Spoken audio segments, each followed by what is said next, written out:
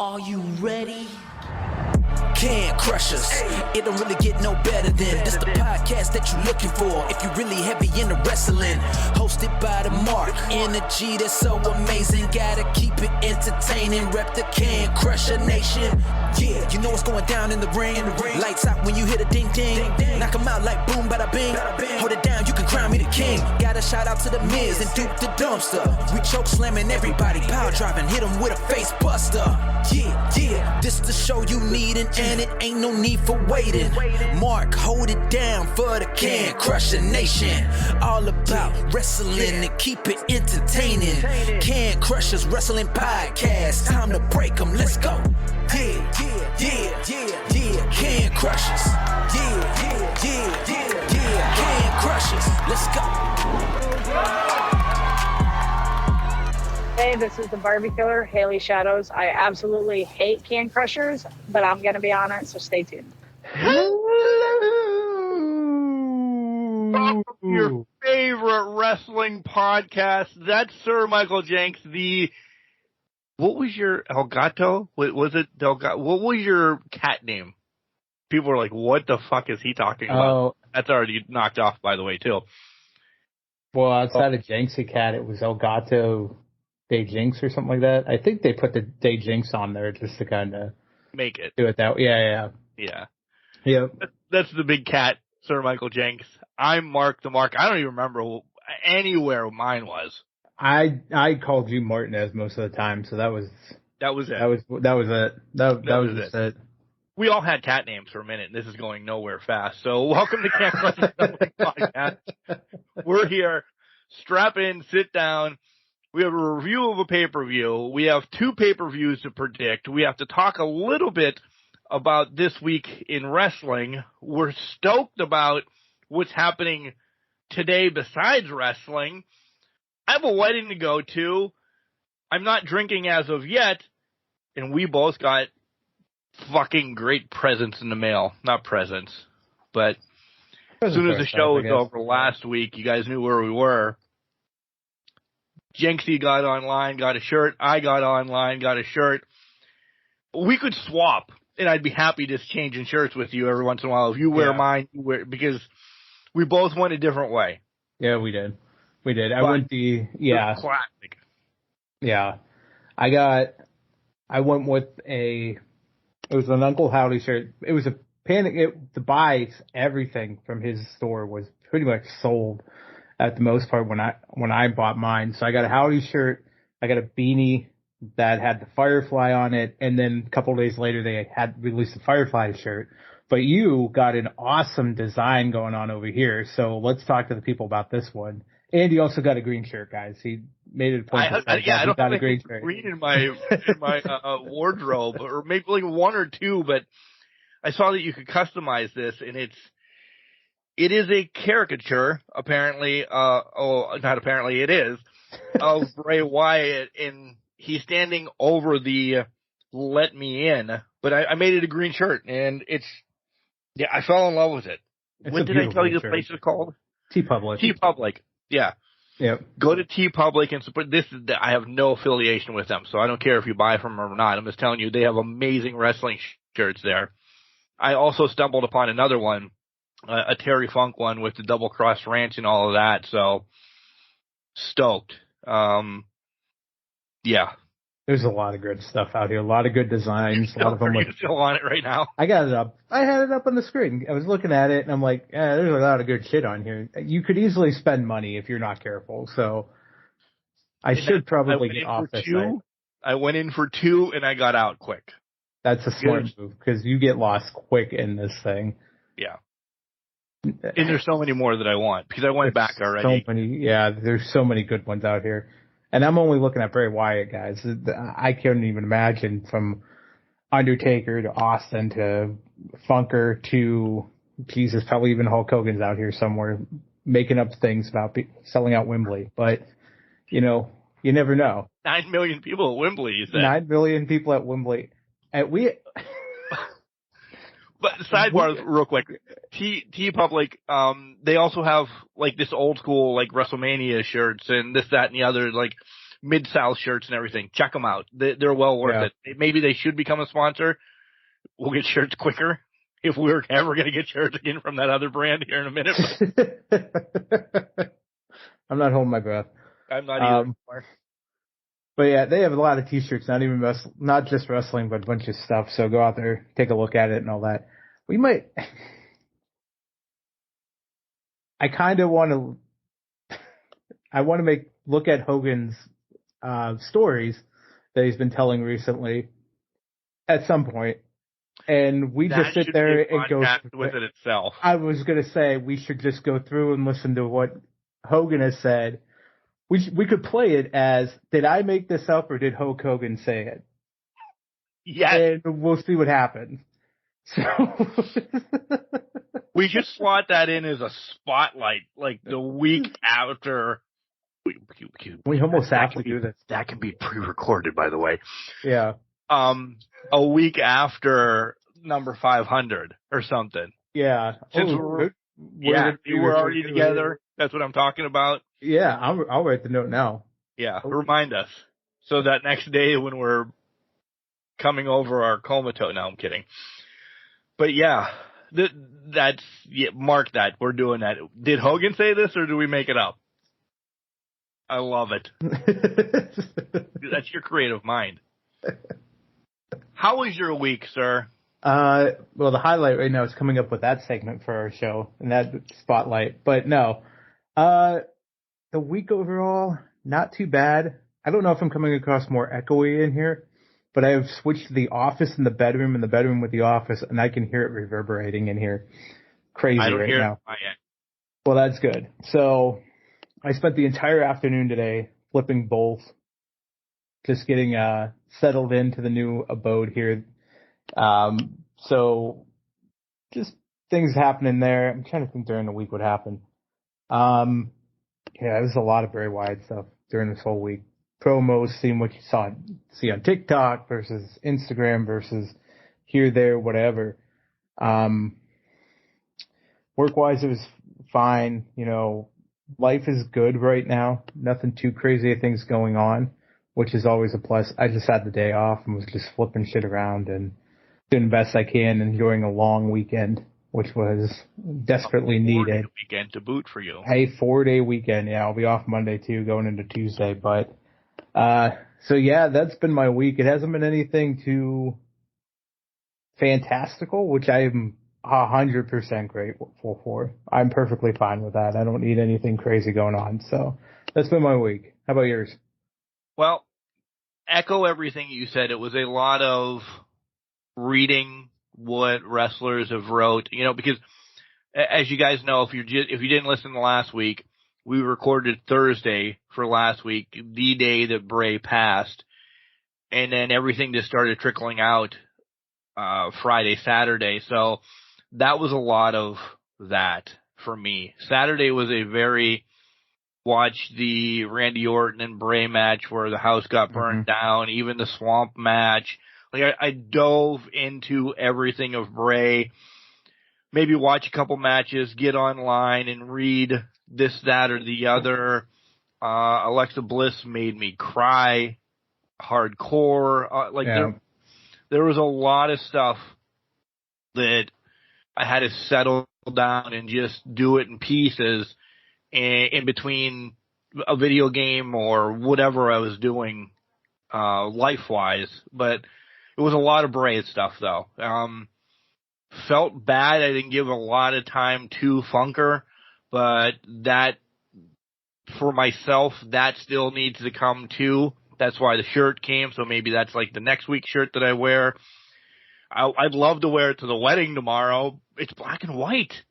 Oh, you could wear it. Do you have to be in a formal tux? It's semi-formal. That's black and white, right? It's black and white, yeah. Pat Lanos probably wouldn't mind. I think you're fine. I think I am too. Mama Pat Lano would beat my ass, first and foremost. All right, maybe we'll save it for next week. But for myself, I have to play some Funker stuff and watch some of that. But led into, this is the downfall of me right now, work-wise and everything. We have a lot going on at work. People may be leaving. People might be retiring. People just might quit. Who knows? There's just a lot going on at work. So I kind of even know that was going on. I stepped away from it because starting today, as you guys listen, to next Saturday, kind of one of the worst weeks in my life, year in and year out, from things that just go on. So social media-wise, if you're like, oh, this was posted like 3 days ago, why did Mark just post it?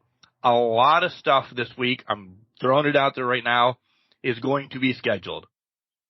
I'm not going to be on social media a lot this week. I'm not going to. It's sit down, it's relax, it's clear my mind, try not to remember memories, and so on and so forth from here on out. Video games and family are this week's docket to keep myself sane. Hey, we're always transparent, so yeah, well, as it should be. And if you need anything, you reach out and all that. But everybody, I'm sure there will be. Yeah, everybody in Can Crushers Nation, myself, we all got your back, and we know it's one of the worst weeks there could be. So if you need anything, reach out. Whatever it is, whatever it takes. Enjoy video games. Enjoy Stadium Stampede if you got to go that route. And I am so pissed. I think I have to jump off of that real quick. I think I have to delete my Fight Forever and then reinstall it or something. Why? I'm at like 175. I don't have Owen. I don't have some of the mini games that are there. Like there's clearly a bug in my game or something. I bought the Super Mega Purchase. I didn't get Miro or Bunny yet. Like something's wrong with my store or something. Oh, that's weird. Yeah. But I'm still worried that if I delete it, what's going to happen? Like, does it recognize that I have the Super Mega package, so when the next DLC comes out, do I get it? I think that's going to depend on not the game itself, but what AEW, how it's pushed. I don't know how that stuff's pushed or how that triggers in the PlayStation Store, so that's going to be interesting. I mean, I'm wondering if do you put it in rest mode or do you completely turn off your system when you get done with it? 6 to 1, a half a dozen the other. Fair enough, because I didn't know if you put it in rest mode, maybe you could do that, or maybe turn the internet off, turn it back on, see if that kind of kicks the wheels off of it a little bit. We have done that this week. Yeah. And this is why, to fast forward, I could have watched it live, but Jenks knows I had all types of issues at the beginning of All Out. You did. You had a ton of issues. So that sparks, fuck this. I'm out the door. Old internet provider back, old TV provider back, this, that, and the other thing. Supposed to come Thursday. They called and said, we can send you everything, and then you can hook it up because it's still on at your house. I'm like, why is it still on at my house? I turned it off about a year ago. Right. Well, no, you're not getting billed for it. I'm like, oh, okay, good. So I hooked everything back up, canceled everything else, forgot that I had Raw on the direct stream, recorded. I don't care. Boom, canceled it. Oh, shit. Then there's ways of watching Raw, but I knew that we're going to be fully loaded for other things we have to talk about, that the week in wrestling is going to be a glimpse in wrestling this week, essentially. So whatever. But I also deleted some Big Brothers. I also deleted some other things that I forgot that I'm in trouble a little bit about. But so you're upset crick right now a little bit. Well, no, because we can go back and watch them on Paramount or Hulu. I didn't cancel those yet because we don't need them anymore. So some of the other things are going to be canceled too. But I canceled one that had everything, and I'm like, oh no. But everything seems to be working well. My Fox is not PBS. My internet has not shut off since Tuesday. Yeah, we're okay. I wonder if that was part of the problem was with the Fox and PBS thing last Friday or last Thursday, whenever it was it was your internet, just the way it was bringing in the data and all that. It was just dying a slow, painful death for you. And it's like, you know what? Fuck it. PBS is close enough. Fiber, like the best thing that we have down here. Nope. It's too good for you. That's wild because I don't even get fiber in my neighborhood up here. Like, it's only in certain places around Erie. It is not in my neighborhood. It's not anywhere near my neighborhood right now. And that's wild though. The speed when you have it is unbelievably beautiful. Like, yeah, people don't, the back end of this, of uploading and downloading and this, that, and the other thing was minutes compared to an hour. So that was nice, putting the podcast together, or Ethan uploading this or uploading that or streaming. Oh no, there's another look on your face. So we can wait till AEW. This okay. is too good. This is too good to pass up. So, but okay. Go on. So I just decided when I went back to Xfinity, I'm just going to go up to the next level. And Ethan's like, well, this is still great. If he's great, I'm perfect. Well, that's the main problem because he's going to be the one that probably complains the most because he's the most internet dependent. Without doubt. The younger you get, the more internet dependent you are. So you're going to get most of the complaints. So that's a good thing if he's fine with it and he has no issue. And he's done everything he needed to. I said, you run this for a gamut before I actually make the phone call. Right. He did his business. He's like, might actually be a little bit faster. Good. Done. Hey, this was his first week, right? So how was his first week back? Or was that last week? He started Thursday. So he had 2 days in as the podcast world goes. Yeah, right. This was his first full week. I'm that parent that has grades over via email and everything. I got it literally 10 minutes before we went on show. He was good 108 in geometry. I can't complain. A's across.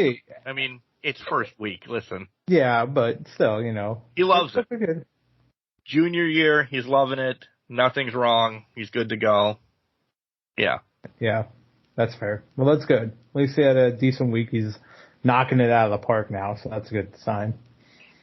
There's 8 more weeks left in this 9 weeks. Slow your roll. Hey, I'm just trying to get him, hyping him up here. At least he's in a good place. He is right now. Yeah. You have to tell me those eyes. As we're on the air, apparently this happened 2 hours ago. I didn't know this is happening. I want you to guess who will be on Collision tonight as you guys are listening to this. Who's on Collision? Who's making a guest appearance on Collision? I did see this. I didn't see this until now. I saw this probably 2 hours ago when it got posted, and I was going to wait. It's actually in the notes.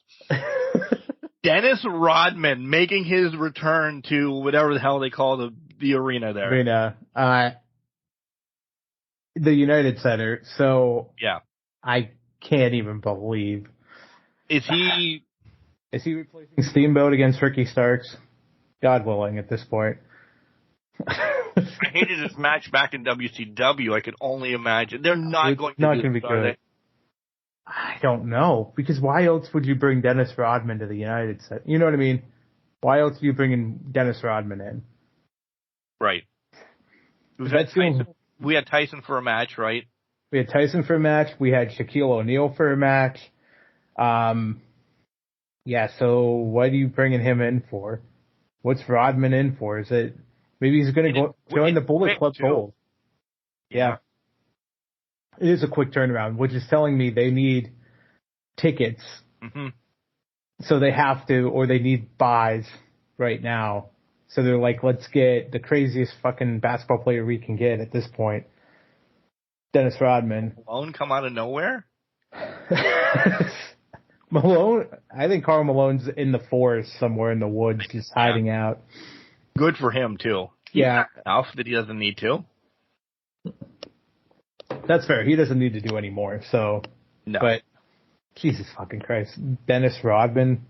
Yeah, I about threw up in my mouth when I saw that. Respect him as a player.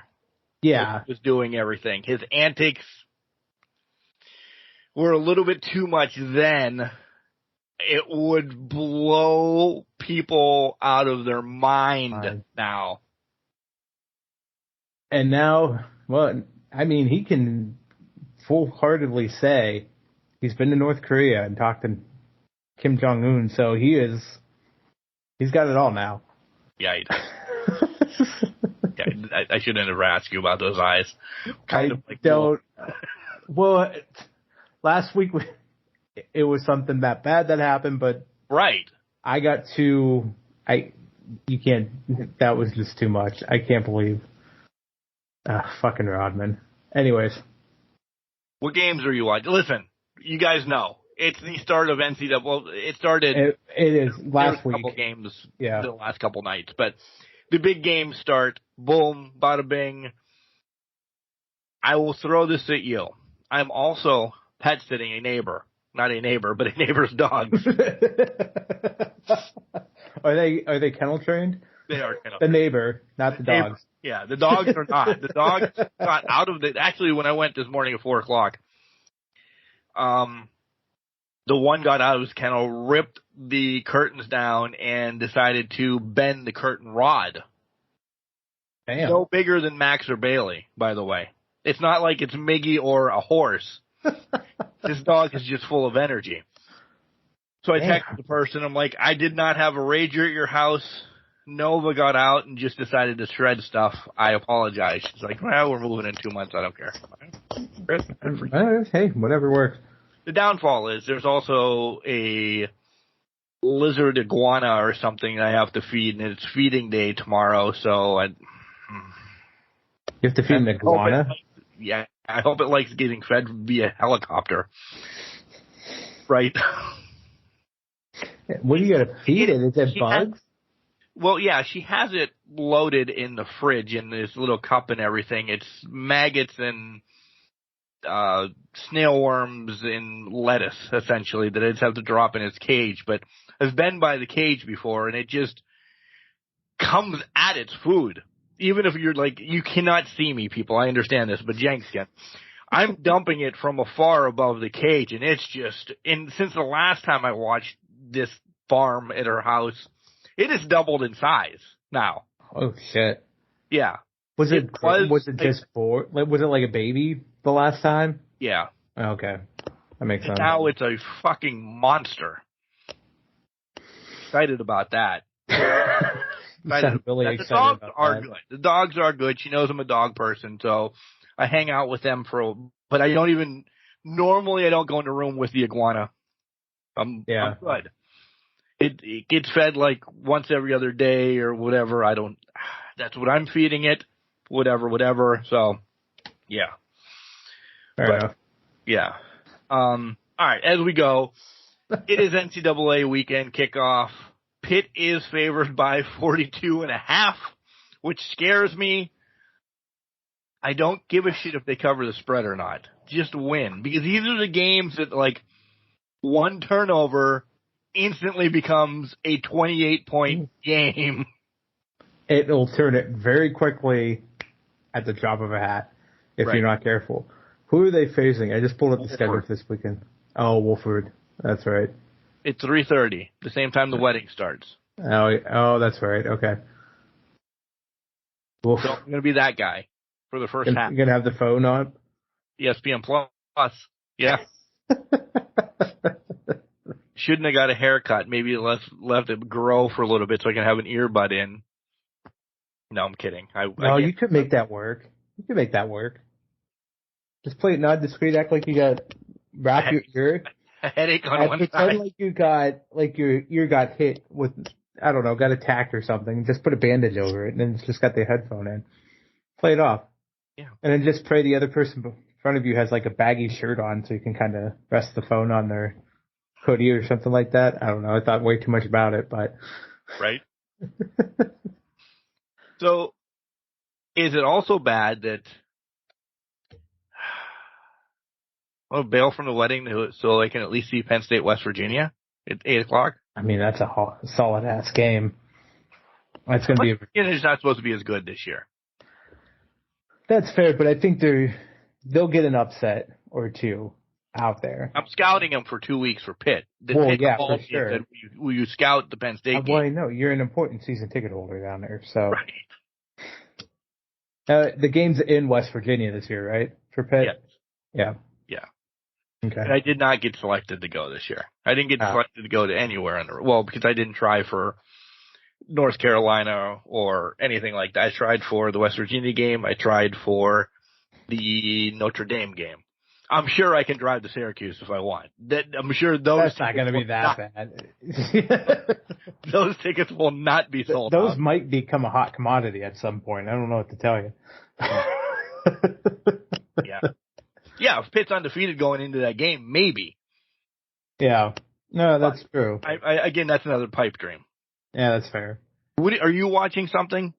I'm watching something. I had Utah, Florida on last night, expecting something, but that was utter train wreck. I also am very happy Florida lost. Did you see one of their D tackles did an Instagram story and said Little Ass Stadium or something like that of Utah's, and then Utah blew them out 24-11, which was fantastic. So deserved all those flowers. I'm hoping West Virginia, Penn State. That's going to be my target game. There's a lot of decent ones out here that I think could be good. Well, obviously Sunday, but with all in, LSU, Florida State's going to be a big one. Outside of that, my boys, Oregon, they play at 3 tomorrow, but they play Portland State. So if that game's not 55-0 by the end of the second, then we got problems this season. Yeah. But yeah, those are probably a couple games I might try to watch, try to keep in on. Coach Prime, though, that debut of Dion in Colorado, it's kind of tempting at noon. That might be a good game to watch. That's actually prior to at least watch some of it before we have to go to the wedding. So I should also cut my grass, but that might have to wait till Monday. Mine's all done, so all I have to do tomorrow is kick up my feet and kind of relax. How many times are you hoping that you have to cut the grass the rest of the year? I'm hoping twice, maybe 3 times, but it seems it's been every week for the past couple weeks now. You're too good at gardening and grassing and then stuff. No, it's been cut 2 weeks again. It's peer pressure because everybody's cutting their grass and they're all retirees, so they have nothing better to do but look at grass and all that. And I want to keep pace with my house looking better than the hoarder house that's kitty corner from my house going on over here. So I gotta step up my game at least for that and kind of avoid what's going on there. But mine might be that house then, because my neighbors cut it. Again, I got done at 1:00. They were outside cutting it, and they kind of looked over and waved. I'm like, there's no peer pressure here. If you don't like it, come on over. It'll get done. So, yeah, kind of a half-day Monday, so might as well just cut it then before I watch Payback. Because, again, folks, neither one of us are watching Payback live. Or maybe at all. But we'll get there. Spoilers, this weekend is not looking great for wrestling-wise. And you know how much we sit down for AEW and watch it. I don't know if that's going to happen. I know. I said it's a coin flip before we hit the record button. I said it's a coin flip if I'm actually getting All Out. I know. It's tough to pull the trigger right now with the way the card is shaping out. This does remind me of something fantastic that happened this week. I was watching AEW Dynamite, just whatever. I get this picture. Who's the guy on the left? Okay. I'm like, guy on the left? What are we talking about here? This picture shows me Penta and Abrahantes. It's from Kimberly. She's watching wrestling on Wednesday night. She goes, I wanted to call you during wrestling, but I'm talking to my brother right now, so I can't call you right now, but I need to know who the hell this guy is. Okay. So I'm like, well, that's Penta. We go through it. She goes, he's really creepy looking. I'm like, yeah, that's the point of the whole character. we're texting back and forth about this, and all of a sudden, she goes silent, whatever. See, Claim comes out. And I go, there's no comment about daddy ass? And she goes back, that's what his name is? She goes, what are these guys' shtick? Because I'm watching this without sound, and I'm just seeing a bunch of scissors and scissor references. And I'm sitting there, so I explain, well, they scissor people in the crowd. They scissored me daddy ass. Oh. And then I go, and their titles are scissored. And she goes, I'm not a fan of the Acclaimed right now. And I go, it takes a while to get there. Yeah. Go back and listen to about a year of Mark, and then you'll get caught up, Kimberly. Yeah. Not a fan of the titles either. That you can scissor themselves. So I love them, by the way. I do love those titles. But yeah, that was my fun Wednesday night while I was watching Dynamite, was when she could text when talking to her brother. She was all about it. So it was kind of hilarious going back and forth with her about it. It was awesome that it was on in her house as like her family was over too. She's watching wrestling hang out. No, she's watching it by herself. She had left her family and her brother had called her, but she turned on wrestling. Her purpose was to call me to say, okay, walk me through what this wrestling is. But then her brother called her, so she couldn't call. So now she's just watching wrestling with her brother talking to her, and she's completely lost.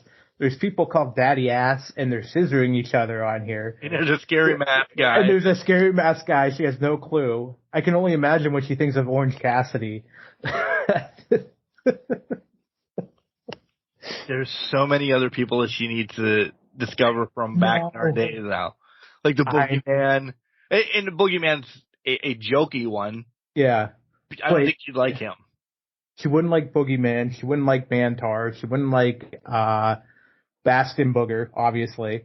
But she wouldn't like... You need to show her the Dungeon of Doom. The whole Dungeon of Doom. No, what I need to show is just the Yeti. She gets the entire encapsulation of what the Dungeon of Doom was. Yes. Oh, God. I know pushing this, but I can't wait until this becomes your life and you just have to start from the beginning and all right, let's walk you through all the golden years to Attitude Era to da-da-da-da-da-da. Yeah. Yeah, I've been waiting for the right TikTok to come up with Stone Cold matches and things and all that to say, okay, here's Austin. You liked him when he was just drunk and stunning everybody at WrestleMania 38 last year, whatever it was. Here's Austin. And then just trying to bring her in slowly in that. I was completely taken off guard by the whole Dynamite, her turning on Dynamite and getting Penta right off the bat. So kudos to her really on doing that. But she does know there's a pay-per-view this Sunday because if she was watching, they mentioned it about 1,400 times between 9 and 10 o'clock. So I might end up watching it just because she's going to be curious, which might be a good thing because it's not going to involve somebody getting skewers into their head at the maybe. Or we hope. Or we hope, but you never know. Do you have any hot topics? I have one, but do you have any first? Well, I don't know what your one is. I think the biggest hot topic is what the hell is going on with Punk, Khan, Perry, everything under the sun. There's Wembley now has security cameras so they can see everything that happened that night. It's just a clusterfuck of a fucking thing right now. And between Punk just having a bad attitude, it sounds like, from thinking he needed special privileges to get picked up from the airport when nobody got picked up. Yeah. To just the whole situation. Hey, Jack Perry didn't need to press that button, didn't need to poke the bear, but he did it anyways just to fucking prove a point. And that's where everything snowballed and basically blew up what All Out was going to be a little bit.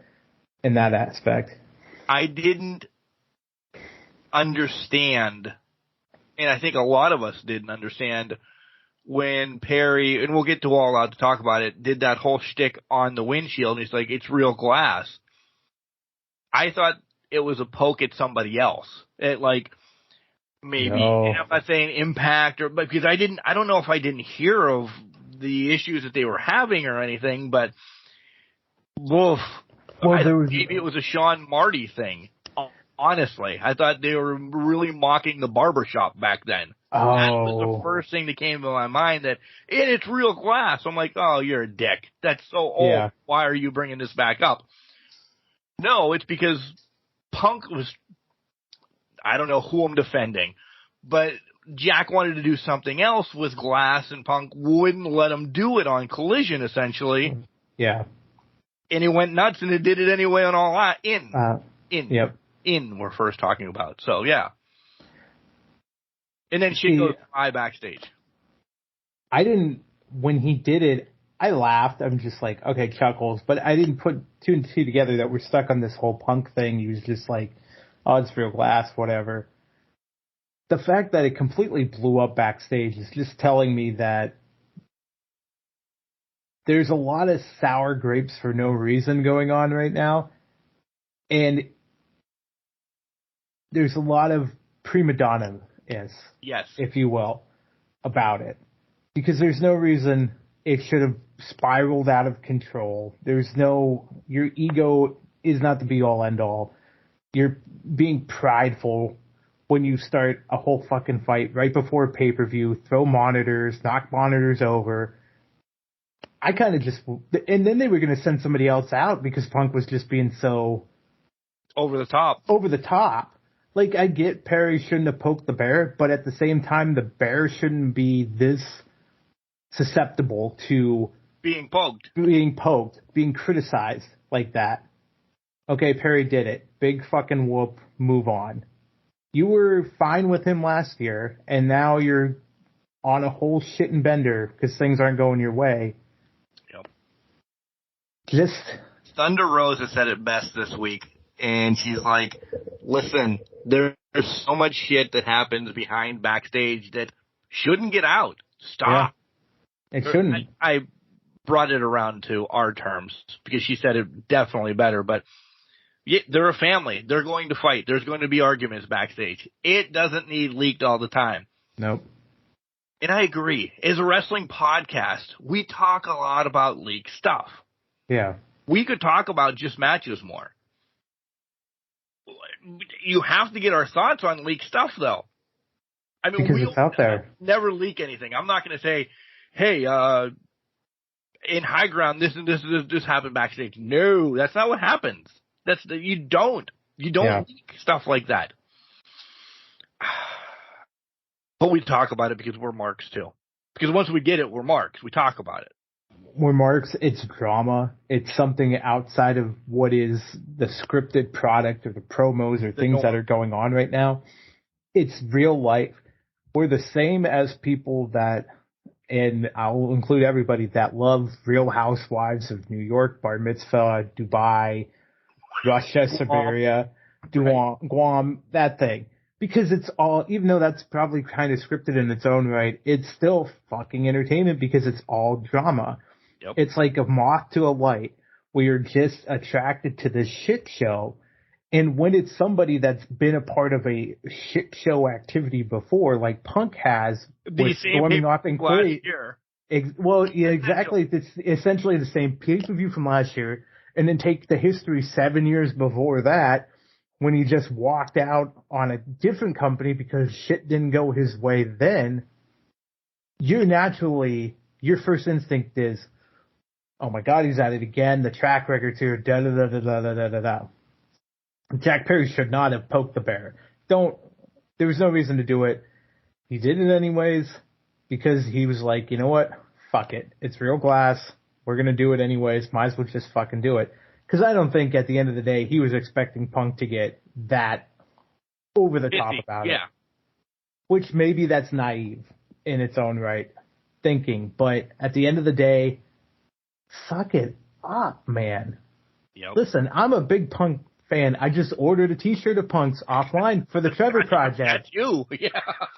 But it's like, come on, just fucking do your job. Be there and do your job because you're there to put over the younger talent. You're not there to serve your ego, or you shouldn't have be there to serve your ego. When you first started this, it seemed like you were genuinely there for the For match. all the right reasons. For the right reasons and that. But after you got into the world title scene, it really started. Actually, you know what? I'm going to go before that. After you got involved with MJF, you got really downhill very quickly. And I think it's because MJF pushes you to your limit with promos, and he will call out your flaws. So your ego starts getting really shaken by that. And maybe that's what happened here. But I don't know. It's just Both of them dicks for this whole thing. Yep. Both of them effed the card for this Sunday now. Yep, because they really fucked over Ricky Starks at this point. Exactly. Ricky Starks is the biggest loser of this whole thing. He had what I think was going to be a main event match against Punk for the real world title in Punk's hometown. Ricky Starks had it on a silver platter, and by not his own doing, he's fucked out of it. Yep. Now he's down to maybe having a strap match against Steamboat, or I don't know what the fuck Rodman's doing there, but maybe it's against Rodman at that point. But who knows? You know, it's just... That's a buy right there. Ricky Starks, Dennis Rodman strap match. That makes me want to spend $50. As it should. Just to see the shit show that it is. My hot topic is, we've talked about him probably a couple weeks ago. Tyrus is gone. Had to retire. Yeah. Lost NWA championship. It was his doing. Decision, yeah. Decision and everything. I have seen highlights of it. No disrespect.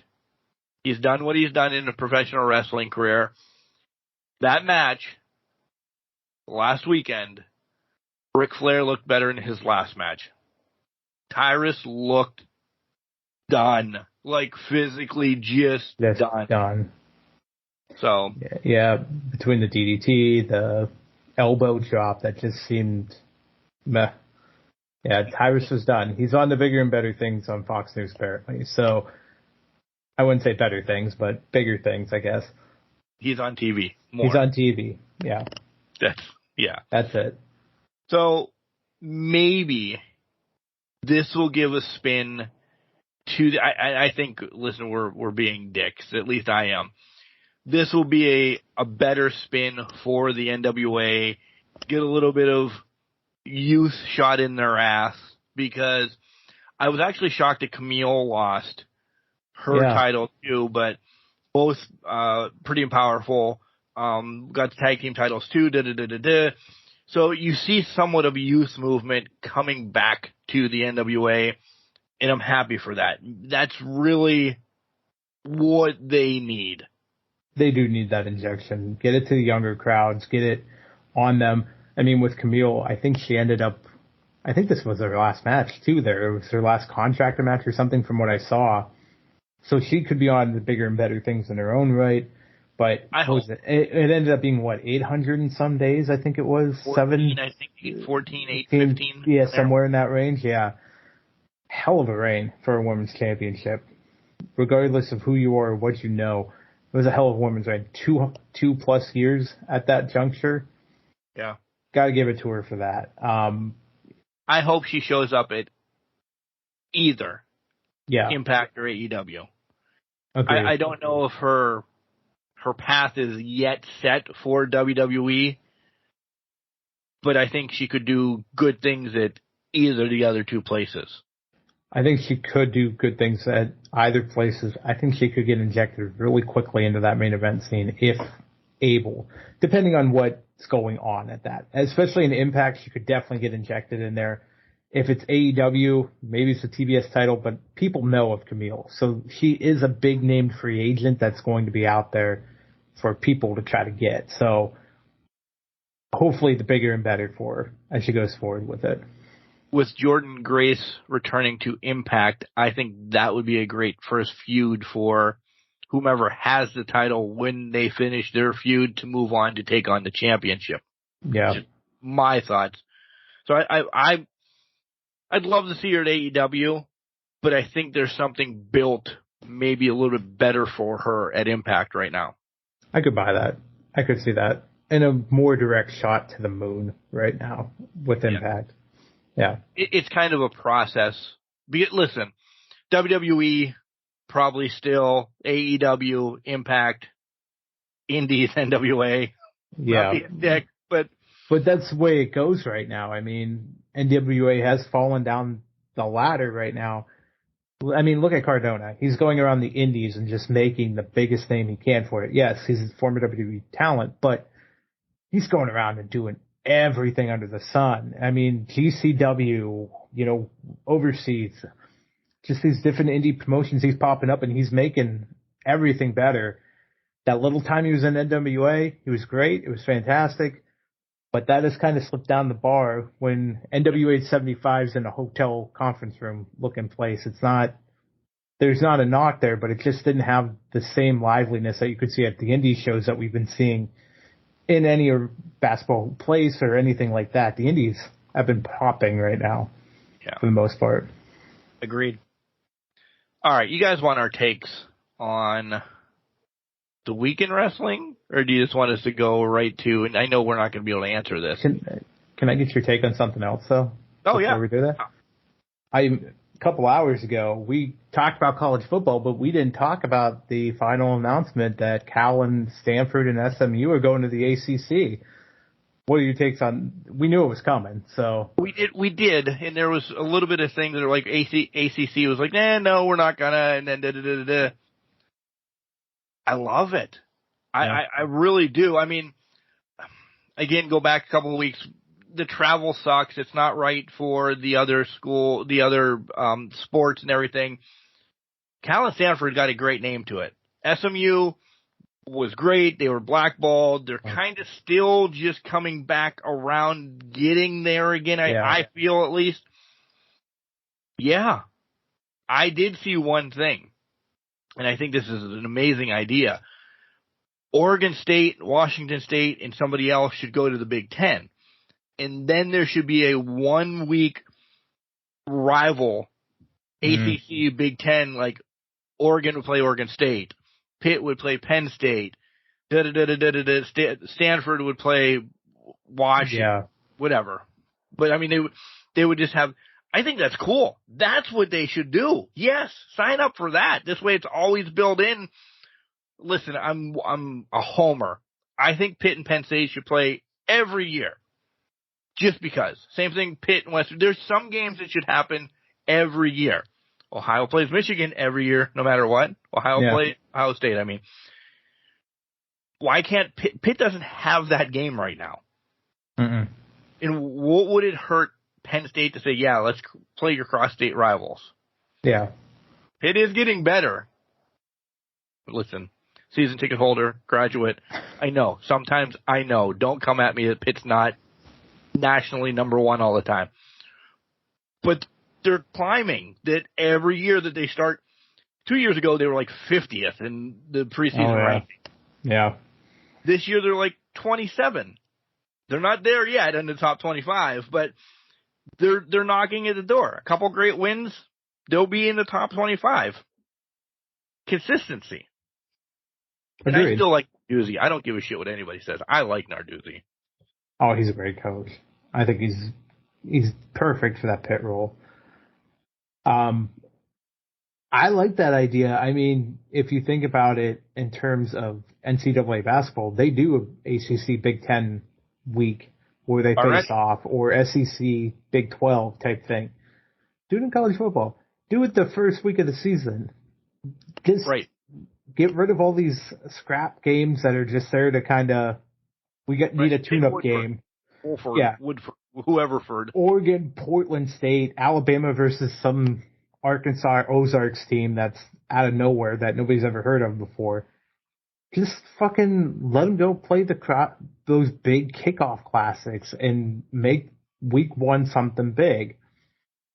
They won't do it because it's money and it hurts them if they lose their ranking and da-da-da-da-da, and it's all this BS around it. But I would agree, if you're going to do all of this expansion the way you are and have literally just the big four. It's all it is anymore. Yeah. It's all it is, the big four, and then whoever else is left. Then you might as well play each other at the beginning of the season, map it out, and then go for broke at the end. But I'm looking at the map right now, and it's a doozy of a fucking map, that's for sure. But it really is. Yeah. It is. All right. We're going to glance the week in wrestling before we get to All In. And I mean glance. So we'll get there. But let's do due diligence maybe correctly this week since we really fucking skimmed last week. Collar and elbow, hats, hoodies, tees, all the cool things that else known as hooligans have at Collar and Elbow. We have a promo code. It is Can Crushers. Get 10% off at Collar and Elbow. They have cool stuff. They have cool shirts. I still wear my Collar and Elbow hoodie all the time. I have my sweats on right now. By the way, I'm so happy this like sweat season a little bit now too. Oh, I loved it this past week. Oh my God. Yeah, but next week it's going to be like 95 degrees. I was pissed it was 75 today. I was this is asshole bullshit. It was 43 when I went to work. Still went to work in shorts and a hoodie. And I'm like, this is perfect. Because just the whole, even as a garbage man, sweat a little bit, but cool on the bottom. You just keep going. It was the perfect garbage man weather for the day. I will take that all the time. Start at like 44 in the morning, grow up to about 60, call it a day. If I find that climate, I want to live in it. It's a good climate. That is great. So my zone has always been 40 to 75. I can live with that. Yeah, I can live with 75, but I'm saying if you pick a temperature. Well, yeah, no, yeah. Because you love hoodies too, just as much as I do. Yeah. I would wear a hoodie in July. I did this year, but so did I several times. Yeah. Go buy some stuff from Collar and Elbow is what we were telling you. They have some cool stuff. Where can they listen to us? Oh, I believe they can listen to us on Spotify, Apple, Farmers Only, other podcasting networks, but I think there's a big one that we're associated with called Podurama. Is that right? Did I pronounce that correctly? Podurama. Yeah. And right now, if you sign up for Podurama, you get 50% off your lifetime membership, subscription, whatever they're calling it. And it's seamless. You can go on and listen from your phone to your laptop to your computer to any listening device. Wherever you kind of pause, it just picks right back up. After a couple of weeks, you think I would remember to say this seamlessly, but that's not what we do here on Can Crushers. We make shit up on the fly. Right? Yep. Right. Always. And IMDb, by the way. Oh, we are. Yes, we are on IMDb. Don't forget that, guys. People think we're mocking that, but no, listen, we're on fucking IMDb. We're there. We're living the dream on IMDb right now. We are getting extremely close to episode 500. 500. The voicemail app / email, because listen, it goes to the app and then it gets sent to the email and has gone crazy this week. So good. Continue to call. Give us your memories. Give us your congratulations. Give us your I hate yous. Give us, please don't do this podcast anymore. Whatever you want to give us. Call this number. You're throwing me out. 814-299-6687. I know what the phone number is. He threw me off guard with that, but, call us, leave your voicemails.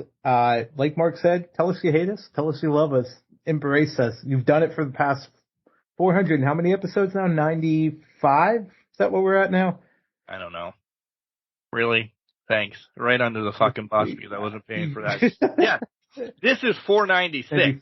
Oh, this is 496. So 495 episodes you have embraced us. So call us. We don't know if you're embracing us for this one yet or not. Jury's still out. There could be a lot of middle fingers. We don't know, but call us. Leave us a voicemail. Do what you got to do. Get your sultry voices on here. 3 minutes apiece. No multiple voicemails. We only have time for the 3-minute one. Make it count. Just enjoy whatever you want to enjoy with us. Pass it along. That'll be cool. Like I said, I see them, but I don't know who they're from or anything. I can't wait to pull them up when I'm at your house to listen to them and kind of reminisce with whomever called us so far. So that's cool. I'm pumped about that. So keep that coming, guys, as that will be coming out on September 16th. Dude, that's 4 episodes away. It's 3, actually, as recording. We're recording this one, yeah. 2. Woohoo! I can't believe it. I know. The days are going fast. Whew. Yeah, we started talking about this in, I think, January. Yeah, we did. Maybe not on the air, but We definitely were behind the scenes. We knew it was coming up. We knew it was down the path. It was at the light at the end of the tunnel at the beginning of the year. So, yeah, we're here. And if you don't want to do it that way, shame on you.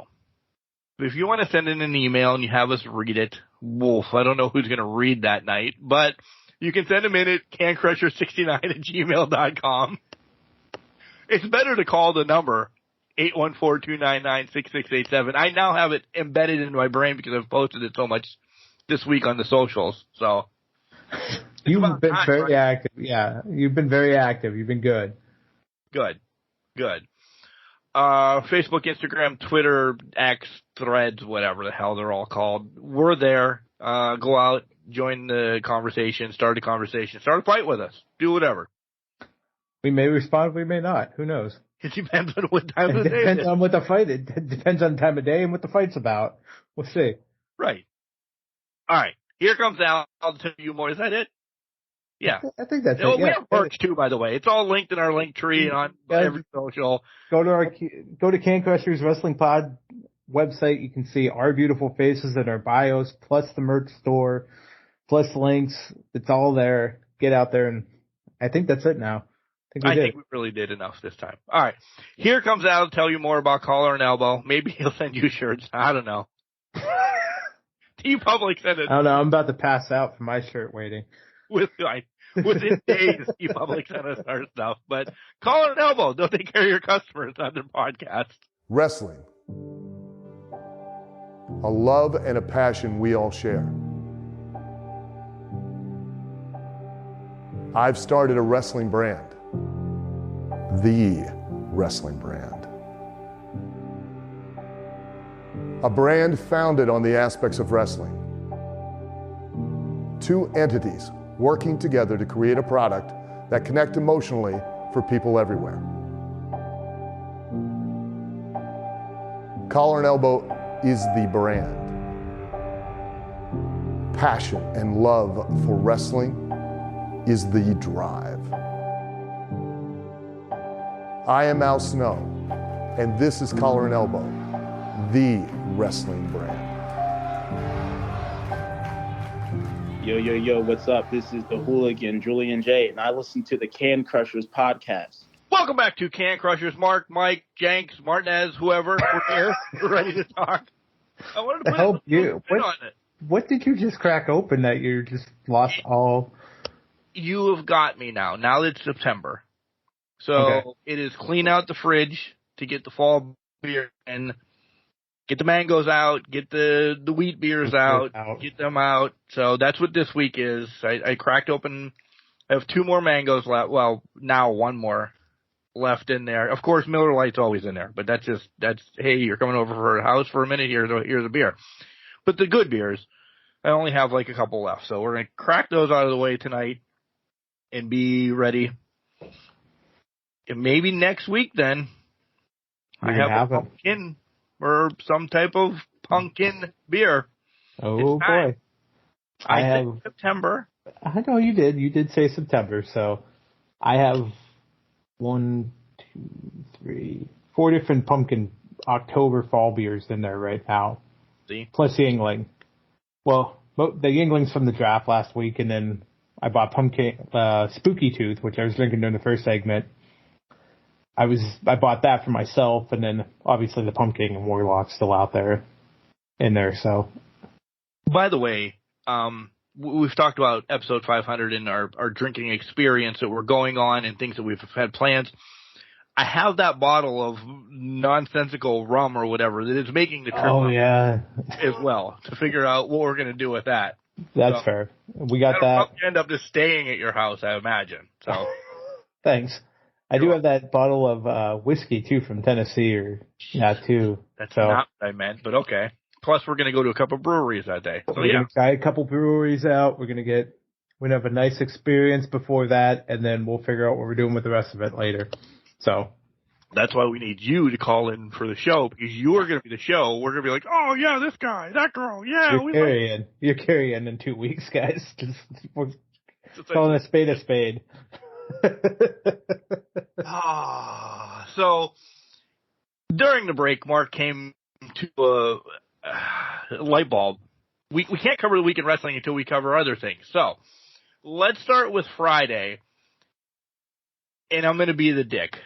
There was 3 or 4 matches on the card. They were on the card. That's not what this was about. No. Probably one of the best tribute shows I've seen. I will say it, since Owen, something like that. Cody giving, and we're going to start with Cody first, giving the talk about Funk, and then leading to that garbage tag team match. That was complete garbage. I don't care. But what Cody said about Funk, that was cool. That hit the feels a little bit. I think it was tough for them to do a double tribute show, and I don't know, maybe they should have pulled back on one, but then you slapped in the face, you didn't cover it. I think Bray was just so fresh that it should have been all Bray. And I hate to say that, because I love Funk, and everybody loves Funk, and they did it right. But it just felt a little bit that you brought Cody to SmackDown. The show started with Bray and the Fireflies and everybody on stage and the crowd going nuts and singing and everything, crying. During the draft, I put in our chat, "And the tears have come." I'm drafting the first 15 minutes, by the way. I do have something to bitch about you on that here in a second. I'm crying drafting because of everything that's going on about Bray. And then they just kind of forced Funk in there, and I hate to say it that way again, but I think that you could have carried that one over. Yeah. Am I the bad guy for saying that? No, because I've been thinking about it. What has been overshadowed this week is Funk. They had the tribute for Funk and that, but unfortunately, with Bray's passing, it kind of has been lost in the shuffle, because Terry Funk, obviously a legend in this business. We've talked about him being on our workhorse, Mount Rushmore going forward, but he essentially has been the past generations, the ones that have set the stage. And when those tributes happen on the shows, they're not in-depth shows, right? They're more, okay, it's a segment within the show that we're running this week. Bray's passing, and rightfully so, a lot of people are calling it this generation's Eddie Guerrero type moment, because this was a lot of people's dreams, their hopes, everything ran through Bray. Everybody loved Bray for what he was and what he brought to the WWE. So unfortunately for Funk, he kind of got lost in the shuffle of the things that were going on, a part of the tribute. They could have did a SmackDown tribute to Funk, did what they needed to do, and then Raw be the Bray tribute or whatnot to kind of help break it up a bit. But it unfortunately was just Terry got lost in the shuffle of a lot of things that were going on. And for the majority of wrestling fans this year, this was about Bray. They needed Bray. They needed closure. The wrestlers themselves needed closure with Bray. So it kind of sucked for Terry Funk in that aspect, but at the same time, it was definitely the Bray Wyatt tribute, which it needed to be, because there was a lot of people that were hurting that day. Yeah, the tears from the talent, from everybody, that's what got me. And then, of course, you heard segment one, us talking, like, Bayley first met, and I brought up Bayley because one of our favorites. Right. When she got there, she told a great story that was like day one of her there meeting Wyndham, and then she just knew that he was her guy. Like, they had a amazing friendship, and I said Alexa's, TikTok, wherever you saw it, she put it on all her socials, made me cry, but I saw that one first. And again, no disrespect to whoever did it first. Bayley's made me weep when because I didn't see a TikTok or anything.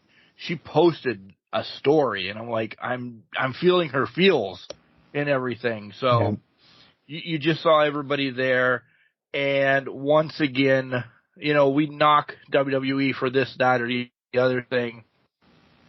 When they put something together and they have their heart into it and they put it together, I'm getting it again right now just thinking about it. The video packages, the whole night, they had those planted perfectly. You cried. You rooted for Bray in some of them. You just thought, oh man, he's a devious bastard. You had every up and down roller coaster just from the video packages with Bray Wyatt. Oh my God. I held it together. So obviously with the draft in my house, I was watching a lot of this stuff after the draft, after I kicked everybody out and said, get the hell out of here. I need to cry now. So I started watching it, and then you saw the video package. It was beautifully done. The whole ominous, it's got the whole world. Things are great. But when you start seeing the family and start seeing his kids and JoJo, and that's where your heart kind of just shatters. And you're like, oh my fucking God, this is real. Look at how he's done with his family that he had with JoJo. And even his kids before that he had before that, he was just, they were his whole thing. And to your point, a lot of people talking about stories, Bailey's story about the FCW. You had a lot of guys talking about, hey, when I was an extra at this point in my career, Bray reached out and said, hey, how you doing? And then he remembered me 4 years later. I don't think it was Otis, but I know Otis had a whole telling story about Bray himself. So it just heard, and then you heard the funny stories. You heard the Good Brothers talk about their times in Tokyo, Japan with Bray, and him squashing a little fan, little $1 million fan, breaking beds and whatnot. So you had the funny, you had the sweet, and then you had the powerful with Samantha just singing. You got the whole world in your hand. Every tribute was beautiful, from the videos to who talked. But man, everything led up to that final visual in the ring. And I know we're not there yet, but holy shit, the lantern in the ring, the Fiend lights coming down. It made it surreal because you hoped at that point, oh, here comes the Fiend, right? The way they were doing it, and you just had this and then you're like, oh shit, wait a minute. And then you remember it, and then you saw what they did as the lasting image, and it was like, oh my God, it was too much. It was too much in the best way possible. Yeah, perfect in the best way possible. It was too much for anyone to handle. I haven't done it yet, but they have put out on their YouTube page everybody's tribute to Bray. It's 35 minutes long. It's all one video package. From what I've heard. I don't think I'm there yet for that, but I will. Not going to a wedding tomorrow. I don't think I can pull that off. Yeah, I don't think you can. And then I found the Firefly Funhouses all the way leading up to when he first debuted as the Fiend. So I watched all of those, obviously, but my God, what a roller coaster ride that would be, just sit through that. But SmackDown itself they did everything beautifully that they could to pay a beautiful tribute to one of their fallen and Terry Funk in that regard. Yeah. Which horrible transition, I understand. Which transitions us to All Out. Damn it. Yes. In and out. AEW's pay-per-view. Did I erase it already? Oh, no, there it is. God. All right. First and foremost, did anybody know the pre-show started at 11 o'clock? No. I turned it on at noon because every graphic said 0 hours, starts at noon. Right. You turn it on, you had Grado's already hit Jarrett with a fucking guitar. Miro and Hobbs have had a standoff, and they're talking like anything's happened. Like, they've just been talking for 4 hours. Yeah. I was like, we texted back and forth. I'm like, what the fuck is going on? I'm like, I hope I didn't miss the tag title match. That was my first thought. I'm like, these motherfuckers started this early and they already have this on? Yeah. Yeah. But like They didn't, thank God. Thank God, but still, it would have been nice that they advertised, hey, 0 hours starting at 11, and we're going to have a bunch of shit. negative 1 hour at 11? But maybe it was at that point. Back on Bray, one more thing that got me, and it was one of the pictures when Rowan and Strowman were there just over the chair. Yeah. Listen, I will tell everybody, I cry a lot. So that everything got me, all feels this week. Yeah. So when we get to 0 hour, it's quick, bada boom, it starts. It's like Aussie Open against MJF and Adam Cole. And holy cow. Listen, by the way, the new Can Crusher champion, because there's one match that separated us, it will get there, is Sir Michael Jenks. Oh no. He gave me the finger, took his headphones off. What's he doing? Oh, the fucker's sitting there with... I forgot to put this on since I've been carrying it around all day. You're an asshole. I have two real ones here that I've never brought to the stage. But listen, when I get my rematch, we'll go. I don't know. Let's talk about everything about All In first. I don't know if I like the setup. They could have... It seems like they could have got 15,000 more people there, and I don't know if maybe the ticket sales did stop there, and that's where they kind of made everything. There was a lot of room that I thought, or this room is because of the Stadium Stampede. That essentially was wrong, because they already had pre-planned places to go, and we'll get there. There was just a lot of room. There was a ton of room. Yeah. Way too much room. You could have set up another whole indie show going on where there's room set up. I don't know if I liked it. I think they could have did a bigger stage. They could have made it a lot more elaborate. But it's also leading me to believe they wanted to break the record but not shatter the record, if that makes sense. Because I think it's more of, okay, it's in our name now. We know other people are going to be gunning for it. And if we go 90 to 100,000, whatever it is, then somebody's going to go 120 and try to completely asinine upend us. At some point, you can't get that many people in there then. You can't. At that point, you're not going to be able to. So it's like, I think they were taking it slow and steady and say, okay, next year we can add 1,000 people to the show, and then we're at 983 or something like that. You know what I mean? It seems like they kind of tempered it off just to be like, let's not overdo it and give us some wiggle room so that we can continue to build it out going forward. That is the only thing I could think of, because to your point, they could have built out rows. They could have made it bigger, much bigger setup, a whole other thing. It looked like it was the U.S. Open. Yeah. There was enough room for the U.S. Open to take place. Right? Yeah. Right. Not a lot of room around ringside too. Like bigger events, you think there's that was odd. Really close. I didn't like the setup, but I love the pay-per-view. I'll leave it at that, and we'll get there. Were you shocked that we got a double kangaroo kick to boot? I was shocked we got the double kangaroo kick, but not the kangaroo kick. I figured there was going to be a payoff for the kangaroo kick, but the double one, that was almost too much to handle. I was done at that point. I popped too much. And were you shocked that they won with a freaking double clothesline? Like, no. Aussie Open, I don't want to say looked weak. They just did the job, and they're like, see you later.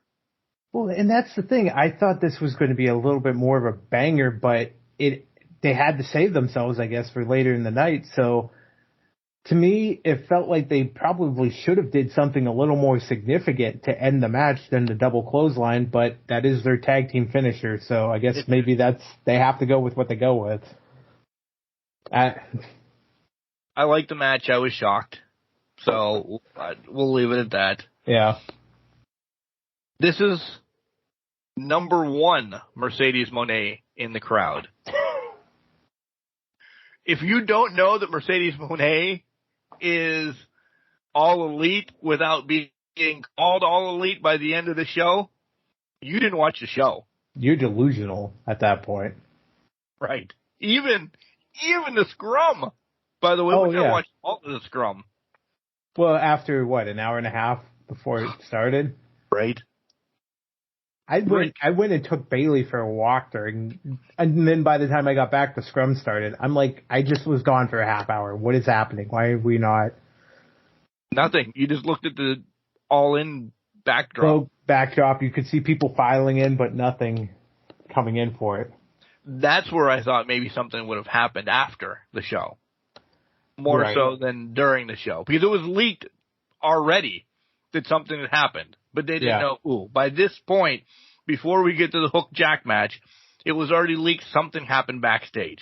Yep. Well, no, it came after that. It came after that because this match was the catalyst for what happened. By the time they got into the main card and Joe Punk, everything was circulating, and they didn't name who until about the third match in or something like that, I think it was. But yeah.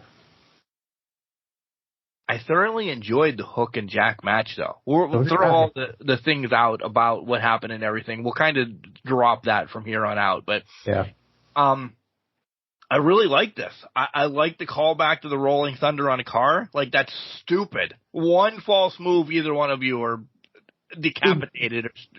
You're an idiot. It was stupid, but it was a cool fucking move. Yes. Yeah. I love that. What did the title change do, though?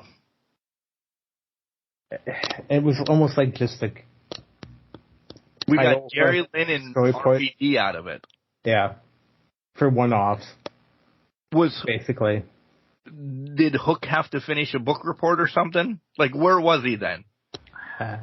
Couldn't tell you. Maybe they wanted to give Hook that first loss and just get it out of the way. I don't know. Like, Jack could have done so much more with this title, I think. I really do. I'm shitting on the storyline, not the match. So, the suplex through the window, and then we have that thing, and finally get to the ring, and then garbage can shots, and holy piss. This was a harder FTW, fuck the world, match than I've seen in a while. In AEW history, I feel like. Oh, yeah. Since ECW days, this is first time it's actually resembled anything that the ECW title was. And to that point, I mean, it was just, we were waiting for this match, this type of FTW title match to happen. And when it finally did, it was fantastic. It was great. It was a good, solid match. It felt like everything was real. There was headshots with the cans and everything under the sun. It was brutally delicious for the first time. Best way to describe that. Tricks. It's like tricks. Brutally delicious, but it was a great match. It was fantastic. To your point earlier about Hook winning the title and what does it do? I don't think it does anything. It's just a story point that we're not going to see Hook for like a while. I just don't know if we're going to see Hook for a while. Yeah. It doesn't, because we're not guaranteed Hook week to week, month to month, whatever it is, and then he just shows up for something off brand, basically. I don't know. It seemed it's great. It's fantastic. Rematch this week, or Well, could they do a rematch at All In? That'd be great, but not anymore, or All Out. Now, not anymore since people getting suspended, and I know I just mentioned it again, even though we said we weren't, but maybe we were supposed to get one more iteration of that and take it to the next step, but it's a plot point that's not going anywhere right now.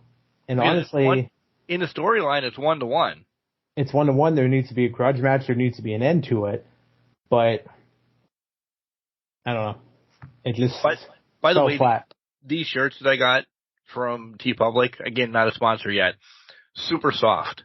Super. Like Kelly, when she looked at it, she's like, oh my God, it's amazingly soft. I'm like, yeah, I know. He is feeling up his chest too, guys.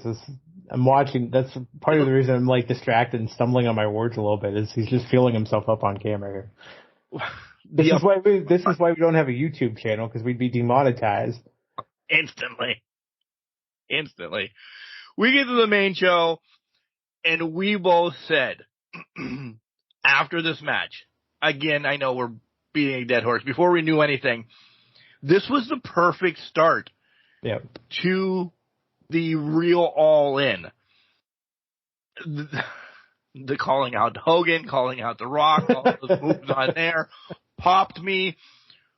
But it was a brutal fight, technically savvy sometimes, but you knew that if this was after Stadium Stampede or other matches to come, it might have gotten lost. I don't know where this is coming from all of a sudden.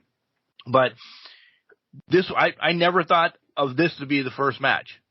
And God damn it, I'm glad it was, because this match itself, now knowing what we know, and I know I'm beating a dead horse and said we're not going to talk about it, but now knowing that we know, whatever, this was the perfect way for Mark the Mark to start this, because I thought it was not match of the year candidate, but it had legs.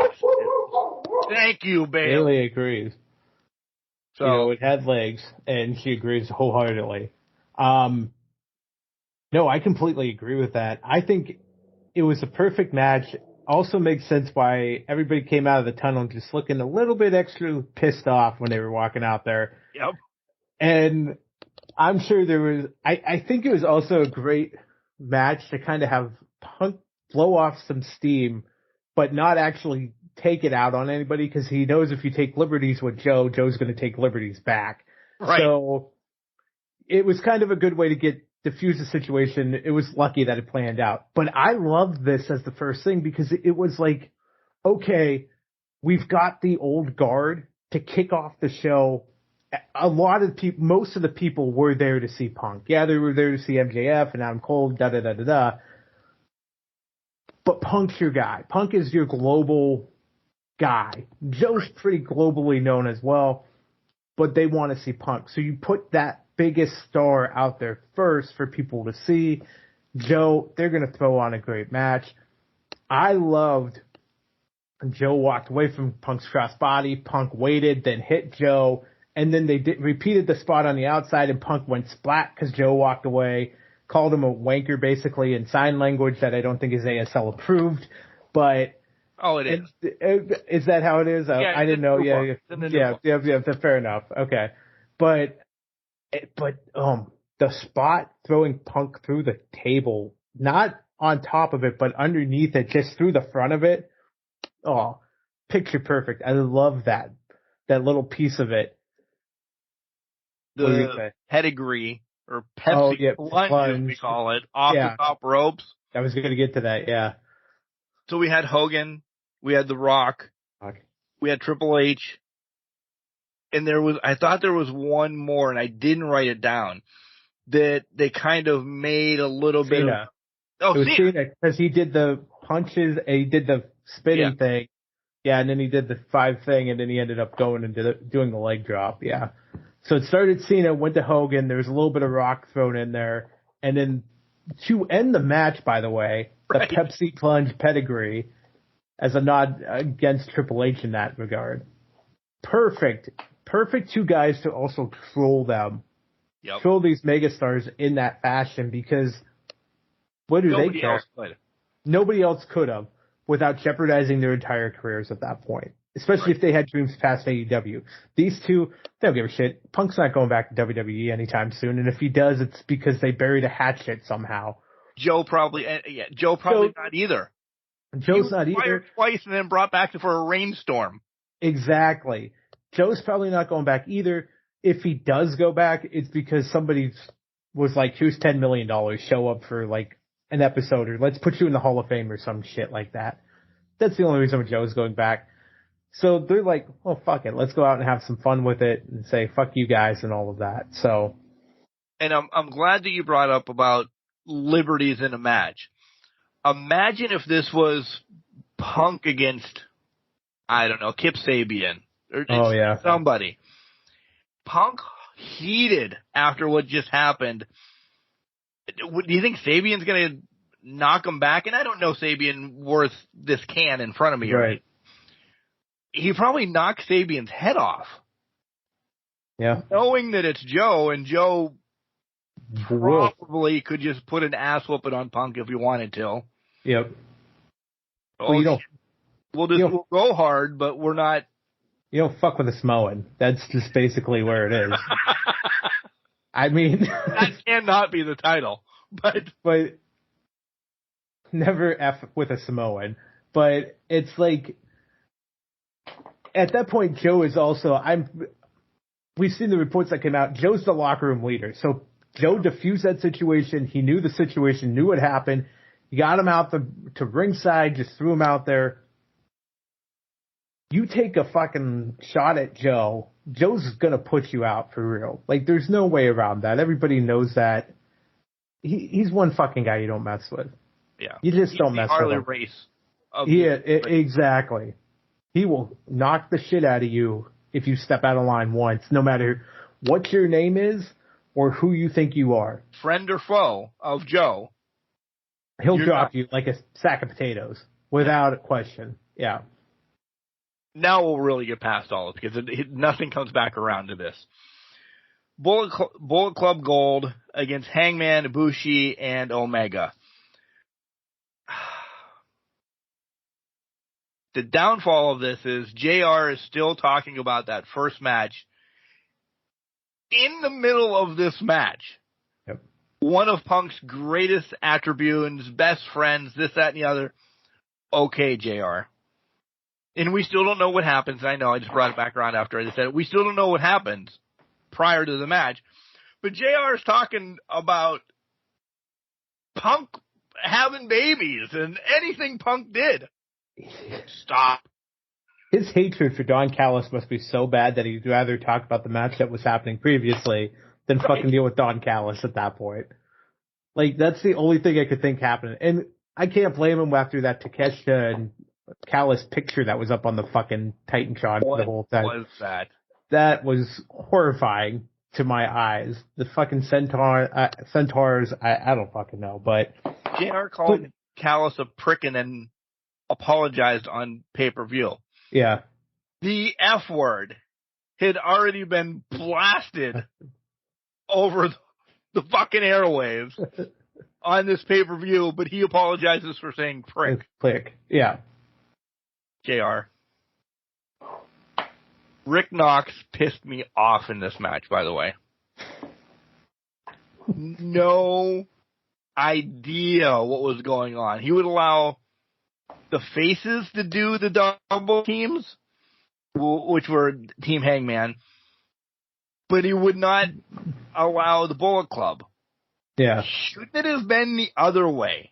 And I don't mean allow, but he would kind of like slowly get them out of the ring. Like, there was just so much randomness that, like, wait, aren't the bad guys supposed to be pulling off the double teams that the ref doesn't see? Yeah. It wasn't that way in this match.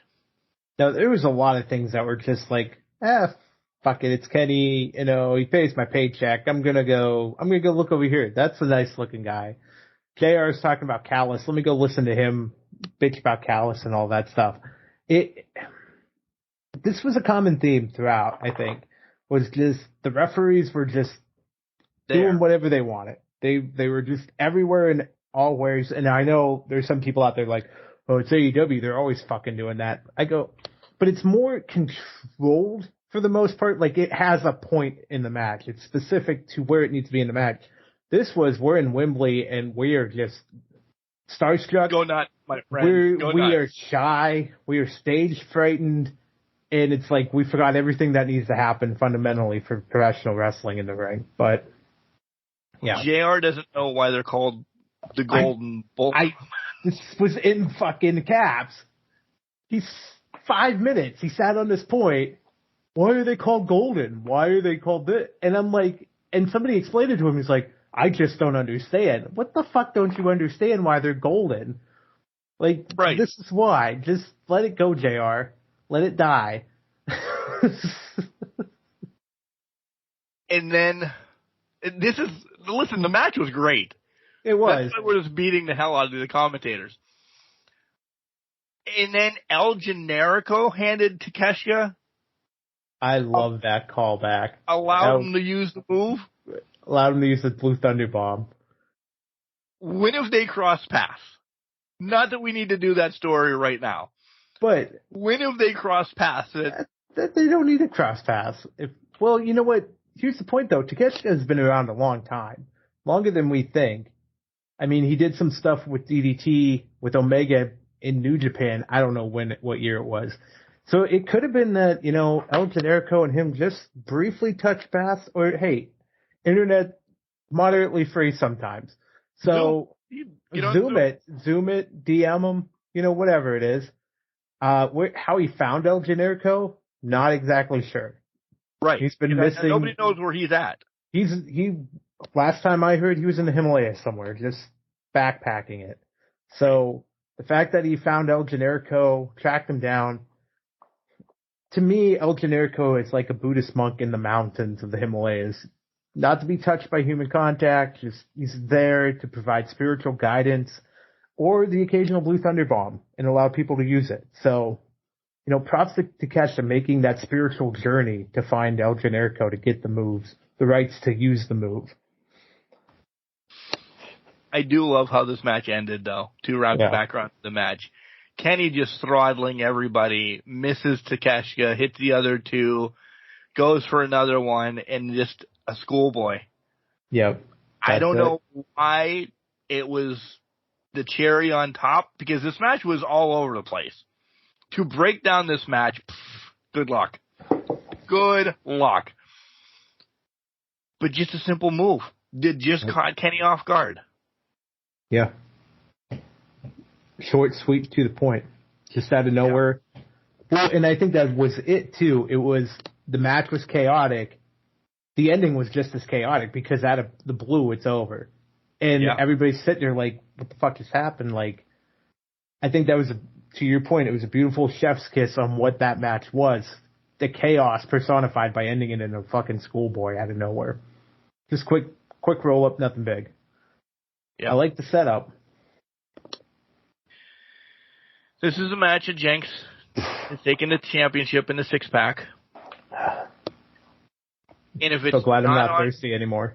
And if it's not on one of your matches of the year, it is already tag team match of the year. There's nothing touching tag team match of the year.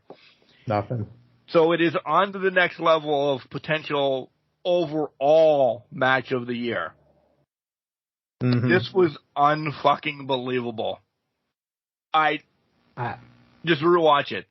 This is a match that I will now tell people, why do you like professional wrestling? Watch this. Here you go. It's a 6-star match. 7-star at this point. But by the way, Effie, Effie from Enjoy. Yeah. Yep. I heard this rant. I love it. Love it. Where are you going with this? Tells Meltzer, go fuck yourself with the ratings. Ratings. Like, why does Dave Meltzer get to tell everybody in wrestling what star rating match it is? If it goes 18 minutes and it should have went 25 or this, that, or go find Effie's TikTok or anything Effie put out, because I'm doing it no justice. But he just like, why? It's a washed up concept anymore. It is. There's no reason for it. Essentially, that's why we mock it with 6 cans or this or that, right? Yeah, because this is the bullshit that they put out. 4 3/4 for the FTR Young Bucks match. Right. How is this not? How do you not? It is a 6-pack. It's a 7-pack. It's a case at this point. The way they dealt out. Yes. They didn't miss. From the Freddie Mercury attire from the Young Bucks coming out with the entrance music targeted at the FTR, going back to Matt Jackson mocking Bret Hart at some capacity. It was one thing after another, but it also built off previous matches with the Miss 450, the way the FTR won the last match before that. So many things happened in this match that were chef's kiss. It was storytelling personified, and probably the best match on the card overall, because it was just that good in how they delivered. And we knew it was going to be that way. We did. Yeah. I have 1 and 1A as we get to the main event. The main event is more storyline driven. The action in it, we're not skipping ahead, but the action in it is good to great, but the storyline is what excels at. Yeah. This was, and they had a storyline built in as well, but we knew the action was going to be that much better between these 4 guys. Yep. So I agree. Yeah. I agree. Now, Kelly comes downstairs for this next match just to see what's going on. Remember, it's Sunday afternoon. Everybody's off. Everybody's home. I said, you remember what I've been playing on Fight Forever, this new mode? Da-da-da-da. She's like, oh, is that what's going to happen? I'm like, essentially. I'm going to fast forward for a hot second, and we'll come back to the beginning. Once the skewers happened, she was fucking out. I know if I ever tried to show Kimberly that, she would have made it to the skewers and been like, you are never watching this fucking again. Yeah. It got me. I winced. I was like, no. Like, I know they've done this spot before. And I hate it every time. I really do hate that spot. Yeah, because it's just the way it happens, and then the way it's hanging out, and then all of a sudden he looks like a fucking peacock getting into another wrestling move. Jon Moxley's this generation's Terry Funk, whether you want to believe it or not. But good God Almighty. Yeah. Nope. Oh, fuck. So there's a branding iron in it. We saw it briefly. Yeah. I thought it would make more of a presence in the match. Right. It didn't. It's got its shot out, so we saw it. The skewers pit my stomach. Penta they sold me, by the way. Oh, I thought he was injured wholeheartedly. He took a bad shot. He did. He really made it look, I mean, fuck, give him an Emmy. I legit thought I'm like, oh, Christ, what are they going to do now? Yeah, he's injured. What the fuck? Yeah. I put Orange spot. What did Orange do? I don't know. Then there's a fork. Oh, the fork. From Moxley to Orange. Yeah. Did you jump ahead on the glass? Oh, yeah, I did. Okay. Yeah. He had the glass on. Duct tape glass. Still for a while. Yeah. But, yeah, pounding that. The barbed wire board. Kingston. We don't get zombie Kingston, but we get deranged meth, I think, Kingston. That's a great way of putting it. He looked deranged. He looked like he was high on some shit, and he was just coming to fuck shit up. The Legos, it was brief. I don't know if everybody saw. Like, they were dumped. They did something, and that was it. They didn't really show them. Penta comes back as Oscar. Whatever. Yeah. Bad Penta. Yeah. Not that any of them are good. Oh, my God. Again, I think I told you I was sweating. I didn't. Yes. As much as I say I probably can't watch, like, deathmatch over and over again, when they do this, I'm just so captivated by it that I'm like, you guys are so stupid. You just took a minimum of being true talk, a year off your life from shit that you just did, if not more. Oh, 100%. Just from everything. I skewer in my head. Do you think because there's more, it is less pain? You know how they say sometimes? I just think he's numb up there. You take so many shots up there, you're just numb at that point, right? Or it just...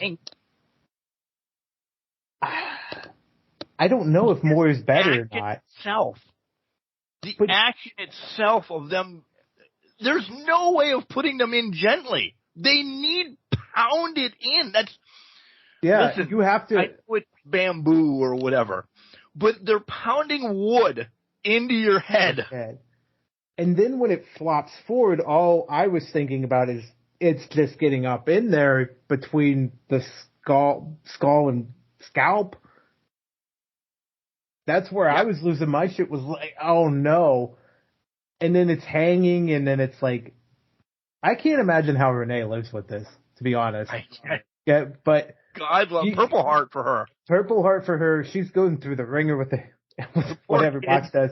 You also forgot Sue showed up with a tray of cookies to get hit, for somebody to get hit by. Moxley kissed Sue in the car. That was a whole fucking thing and a half. It was also the ladder. Are these Harbor Freight ladders? What's going on with these fucking ladders? That ladder fell apart way too quick. And then they reused it. Double-sided ladders like the WWE uses. No, and I get they want to go for like a more realism type approach, but you have to think of the safety. Go double-sided ladder. Go be smart about this. Instead of having these fucking paint ladders that have all rungs on one side and 2 rungs on the other side in a fucking paint tray to stand on. Yeah, and Pennant probably goes, and I'm not knocking him, 250? Probably. At least, yeah. And it says right on those ladders, don't put anything more than 75 pounds on it. On this little ass tray, and then you got Pennant, the fucking thing's bent into fucking every which way. I was surprised they got the spot off, to be honest. Yeah. I loved it though. I did too. The cherry on top was the shot of Kingston and Mox on the table just flipping each other off. Just like, fuck you, man. Yeah. They were both stuck to the barbed wire. They had nowhere to go, so they were just flipping each other off. But it shocked us both that the BCC lost. Yeah. That was interesting to me that they lost. But I guess this does now help further this story between Mox and OC. You know, this is, although now BCC in this scenario, I guess they're 1 and 2, and like if you count Anarchy in the Arena plus Stadium Stampedes, they're 1 and 2 now. Yeah. So they don't so function brutality in this type really of on their side. No, and that I think that helps tell a different story of they are very much technically sound outside of Mox. Mox is your brawler, your disgusting fighter, blood sport fighter. Everybody outside of that is, their realm is, yeah, they're tough as nails, but they do technical wrestling. That's where they reside. So once they get outside of that whole scenario, they fall apart. And we can throw Blood and Guts in there too, because they've lost Blood and Guts this year. We did get an attempt at the Street Sweeper, so Santana and Mike Santana and Ortiz, which I still hate. Mike Ortiz. Yeah, Mike Ortiz. The Mikes cooperating a little bit together. So maybe we'll see. I doubt it. I don't think. Doubt it. Because they're making a separation between the names so much. Yep. On to the women's 4-way. Tony throwing money out. Getting we are the champions and we will rock you and everything. Tony Storm comes out to the national anthem now? Like, what? Doesn't she have her own theme song? Well, it's part of the character now. It's more of a sophisticated actress type character that, I guess, prima donna actress type character if you go off the Wednesday's promo. So, I guess it works for, I mean, she's playing the role perfectly if that's what she's trying to do, but yeah, I guess that's national anthem and hoping for the best. And now, I texted you this, and now after I did watch the entrances of this again, and I'm going to ask you on air so everybody else can either mock me or agree with me. Didn't Britt get a bigger pop of anybody? Yes. Even Saraya. Britt got the biggest pop of this match on entrances. I completely agree. 100%. Britt was the star of it.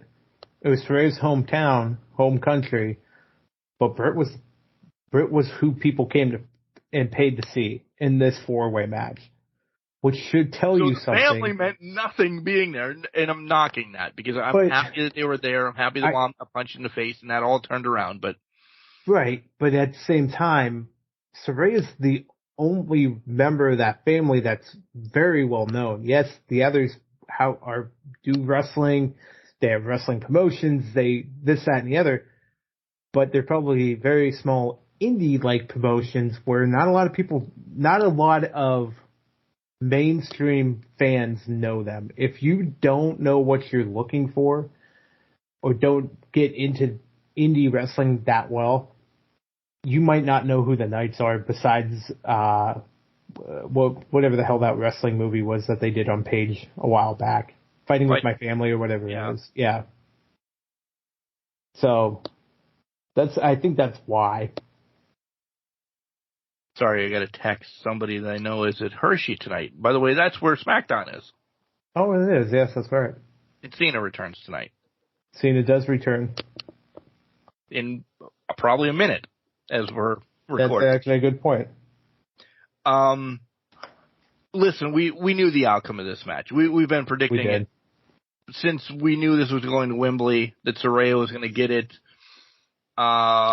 She was very fan-friendly over there. She was more of a face, but expect many changes when she comes back. Yep. Good match. I wanted more, but I wanted less. Do you know what I mean? Like, there more could have happened. It seemed like it was booked well. It was kind of waffled in between two things that it's rough to be waffled in between. Yeah. I would also say that they kind of got the short end of the stick because they were under 10 minutes in time in the ring, and I thought it was a very short match for what they were doing. So, to your point, you're stuck between a fucking Stadium Stampede and a coffin match.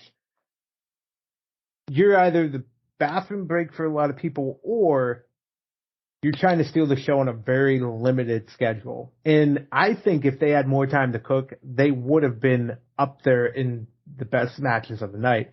Right. They had a lot of great things.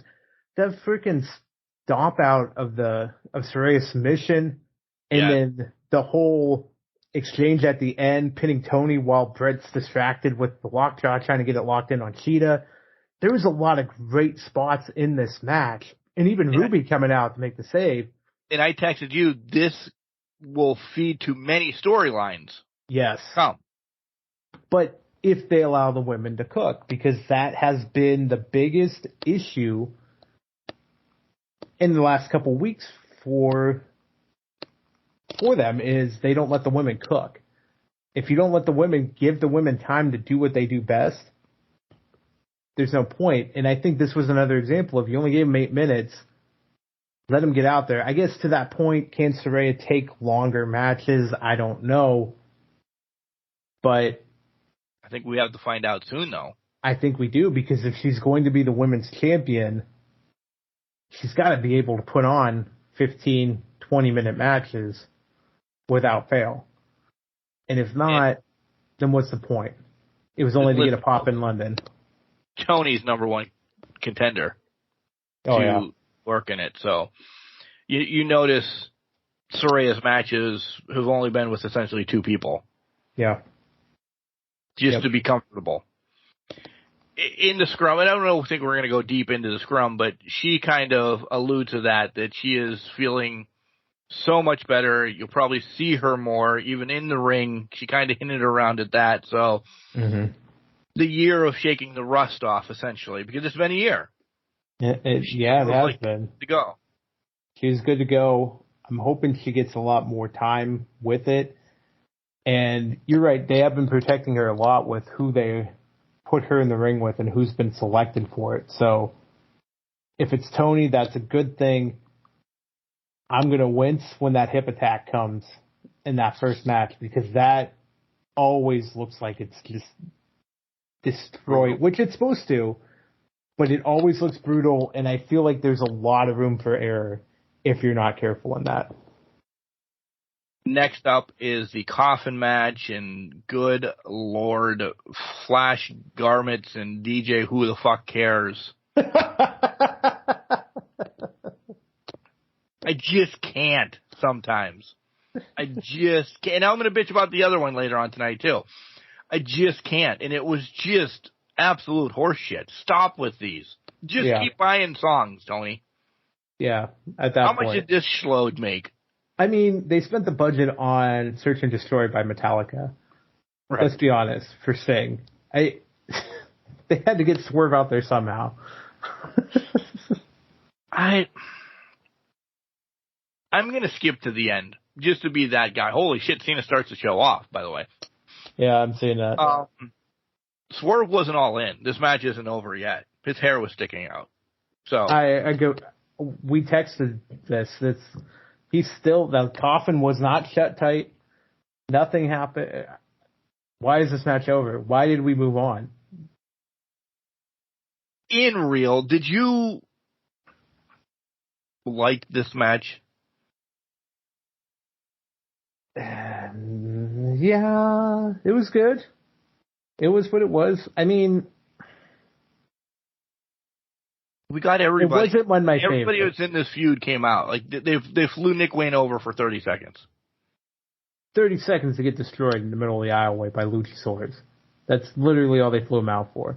Right. It wasn't my favorite match on the card. No. I'm not saying it was horrible, but there's got to be a bad match on the card. Yeah. In ratings, on Meltzer ratings. This was it. I thought it opened it up when there was only room for the one person in the coffin. I'm like, oh, maybe we might get a loss here by Darby. Maybe he goes into the coffin and it's over. But it didn't jive. And I don't know if it was burnout from everything up to that point. Maybe. In the British Steel table. Yeah, the British Steel table. I mean, British Steel equals wood. And it looks exactly like wood. You've never been to Britain to make it. I know.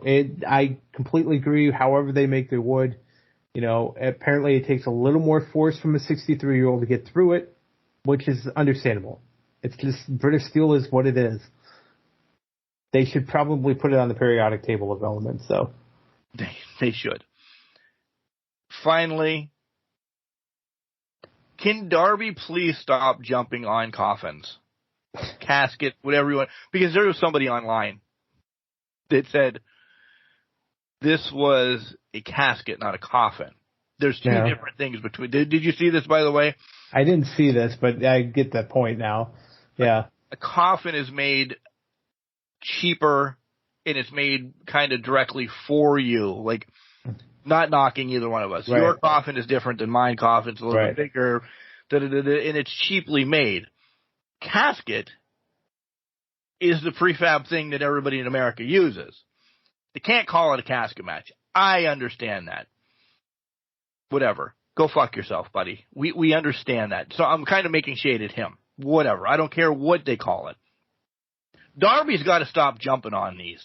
Because it is stupid to see him miss, and you just see his back just bend the wrong way. Like, dude, we said 5 years. You keep doing this, you're not making it out of this year if you have one more of these matches. Agreed. He keeps doing this stupid thing. I mean, earlier this year, he jumped onto a pile of chairs, from a ladder top of a ladder. It's the stupidest shit and things, and these are how you injure your back, and then you're out for 5 years, a la Shawn Michaels. And he literally rolled over the top of a coffin that was called a casket, if we're going back to that guy's point, and then he got injured for 5 years. It's one of those things where this is going to catch up to him at one point. He's going to take one of these nasty bumps, and it's just going to completely shatter his entire career. And it's going to be live, by the way. It's going to be live on pay-per-view. It could be live on a Dynamite, to be honest, with half the shit he does on Dynamite outside of even fucking pay-per-views. I shudder to think what he's going to do, what Luchasaurus is going to do with him at All Out. Because there's going to be some stupid fucking fall at some point at All Out. Yeah. All right. Team Sting wins. Jericho and Ospreay. Jericho was singing like that. Yeah, just like this. Probably should not have sang, and I'll give Jenks to do for this. Clearly should not have sang his way out. Let us sing it, the fans. Let the fans sing it. This was clearly Jericho's ego I played Wembley and sang in front of 30,000 or 80,000 people. That's the only reason why he sang. So let the fans do it. I want to see the fans light it up. I want to hear 80,000. I don't want to hear Chris Jericho sing this goddamn song. His cadence is not the same as the fans. It's not. Because he's trying to sing it like normally it sings. He's trying to sing it like he would sing it, and that's not how you let the amateur 80,000 sing this fucking song and live in it. But he just couldn't let him go. He could not let his ego subside enough to say, I'm going to let you 80,000 take this. I have to sing in front of 80,000 people. I enjoyed this match with Ospreay and those. What's going on? Oh, okay. I enjoyed this match wholeheartedly. I really did. But I want to make a point that I saw a coast-to-coast, where is it? What the hell? The flip thing that he did. Shooting Stars Press in a cage at IWC a couple of years ago. So him doing it without a cage was impressive, but I saw it in a cage a couple of years ago from Johnny Patch. Go look that on the interwebs because it's crazy. But overall, I liked the match. I really did. And it did what it needed to do, and it still has a bad taste in my mouth for Sammy. Yeah. To me, this was Jericho's best match of the year. Oh, I agree. And I know a lot of people were loving it, taking it for what it is. It did all right. You know, it was what it was. You could tell that Ospreay was going to run circles around Jericho for the most part. And they hit all their major stuff, yada, yada, yada, to that point. One of my notes is Excalibur was thankful Taz was on commentary during it, which was, I thought, a fantastic. So everybody was. Everybody and their mother was at that point. To me, you know, it was a good match. It was Jericho's best match of the year. I don't think it was the greatest thing ever. I don't put it up there as match of the year. I know a lot of people are, and that's up to them. But for me, this was not the best match on the card, and nor was it. I don't think it was close to being the best match on the card, to be honest. Maybe you could top 5. Yeah. As it being number 5. I would say, yeah. I don't think it's anything more than that. I don't think it was anything to write home about. Like, that was not the match I took away as. I took more away from the Stadium Stampede match, besides the Skewers and the Skull, than I did from this match, because this match was essentially a throwaway of Jericho and Ospreay finally happening. Right. There's nothing to come out of this. No. And there's not even anything coming out of the Don Callis aspect of it for Jericho. It was a one and done thing, because now we're on to Sammy versus Jericho at some point as they evolve the rivalry. Sooner than later. Yep. Exactly. Nigel's in the ring. He announces that it is paid attendance of 81,035. Tony says in the scrum that there's close to 90,000 people there because of comps, workers, janitors. I know it's the same thing as workers, but he just listed a litany of people that were the same thing. But he was getting a point home.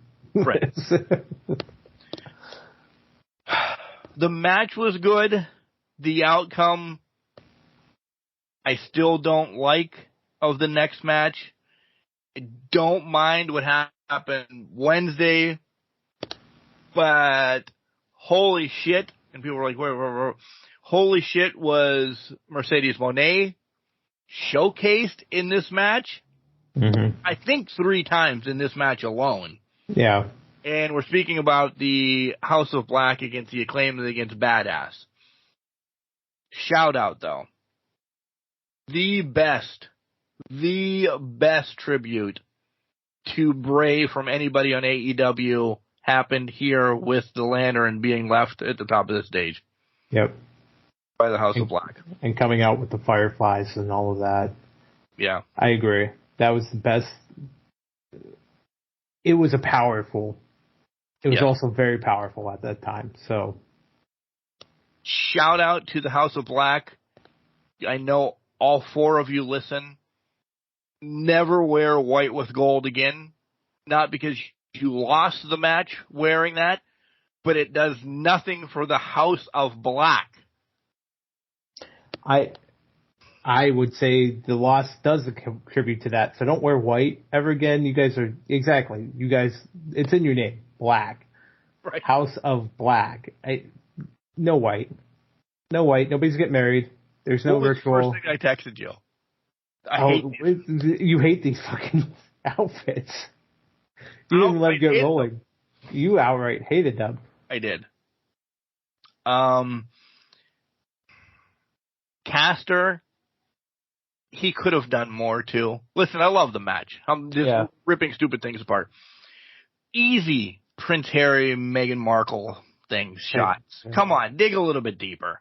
Get something. He just quickly brushed over things for Wembley. He wasn't taking any dig. He wasn't doing anything. Maybe he just didn't want to force the issue with Dom and Rhea again. I don't know. Maybe he just ran out of insults for the House of Black. I mean, once you call Malachi blackface and tell Buddy's getting cucked, there's nowhere to go but down. I really just don't know. There really isn't. Julia's bump hurt me.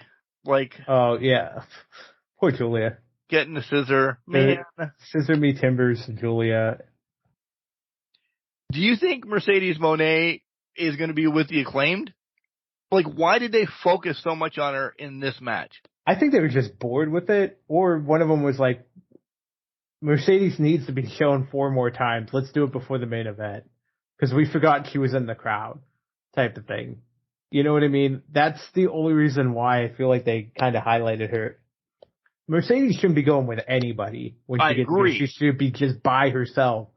But maybe they'll put her with the Acclaim. I don't know. Maybe she'll replace Daddy Ass at some point. I'm sorry, Badass. And by the way, Daddy Ass. Yeah. Apparently, that's all you need is put your name on your shirt that you're badass. Because that's literally what happened. Right. I'll bring in the badass back. I thought at least neon green trunks or something. Something different. Yeah, neon green, black. Right. Something like that. No, hot pink and what it was. And badass plastered across the shirt. And nothing about him changed whatsoever in the ring. Daddy ass. There wasn't a mean streak he went Hulk mode and just started beating the shit out of people. No, there was nothing like that. No. I did like the match. I didn't like the outcome because I don't know where it's going now. Why take it off of the House of Black? How often is Billy going to wrestle? Yeah. Are they just holding it for a little bit? No, they're clearly not holding it for a little bit. They got new fucking titles. Yeah, they literally spent well, you know what? They're one-off in music now, left and right, so maybe they're just going to one-off the titles till Grand Slam or something like that. And then they get those titles and they bring the other ones back. Because I feel like they're facing House of Black one more time before this is all said and done. I would assume anyways, but no. And the House of Black are 2-time Trios champions? Maybe. But listen, the Trios champions still have ickiness around them from when they first started. Last year, too. Yeah. They gave them the Death Triangle, and then they're giving them these person. They need spruced up. Maybe that's the whole overhaul of. Maybe they're trying to get it. Having them. I don't know. Trying to give it the rub with the popular tag team, hoping that kind of builds off of it. But at the end of the day, I don't know if it will. I don't either.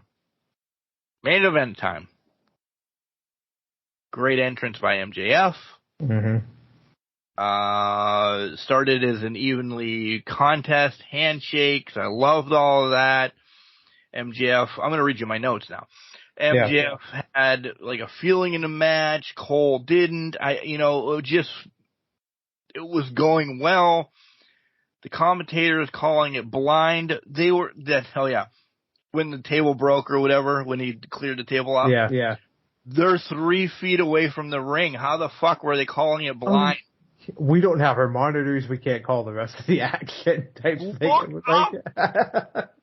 That is one of the biggest kayfabe things I have never understood for commentators. Why can't you take your head and just look up? Just pick your head up.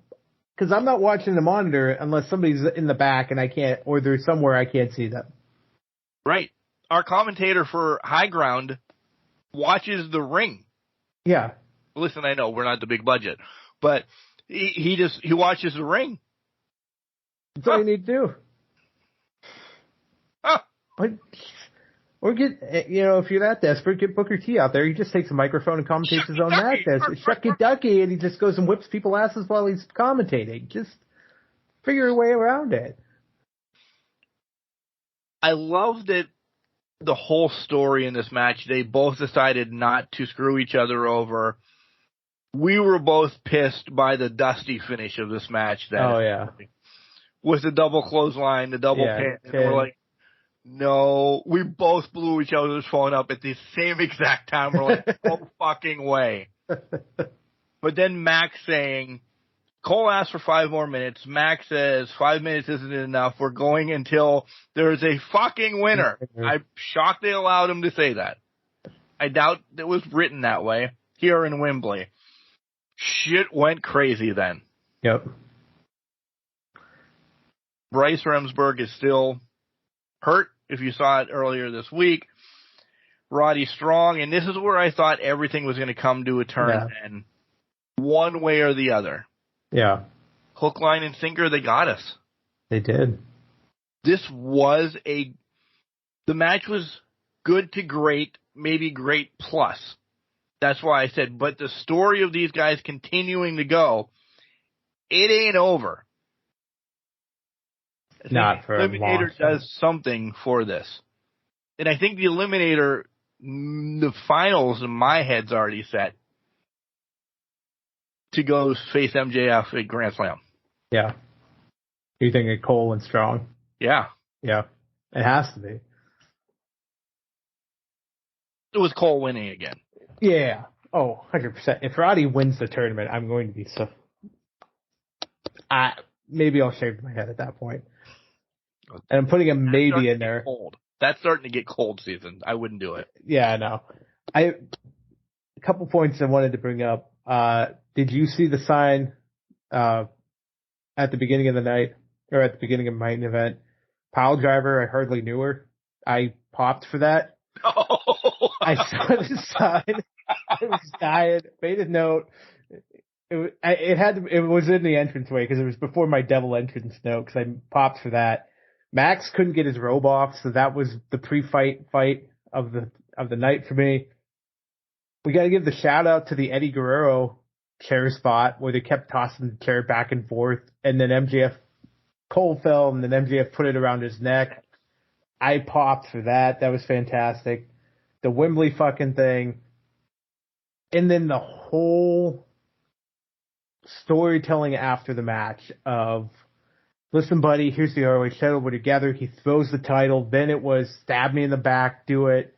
Roddy's out there being the cheerleader for the ex-girlfriend cheerleader saying, do it. He doesn't do it. I thought we were going to get a return, like some sort of debut or something to close out the show, but it was just the hug and then the friends ended at that point. So that was beautifully done. But the main event itself was storyline heavy. The storyline carried the main event through to the end and was what made the main event the main event. Wrestling was great. They did a great job back and forth, but that storyline was the chef's kiss for it. Was this or is it going to be their greatest pay-per-view of the year? And I know I question that about every AEW pay-per-view that they have. But in my heart of hearts, I think this one is going to be tough to top. Sundays isn't going to sniff it. Now, Sundays is going to have some great matches, but I don't know if it's going to sniff it. It's top 2 if it's there. Beginning to end, it was a great card and great show. I think Double or Nothing has a lot going for it right now.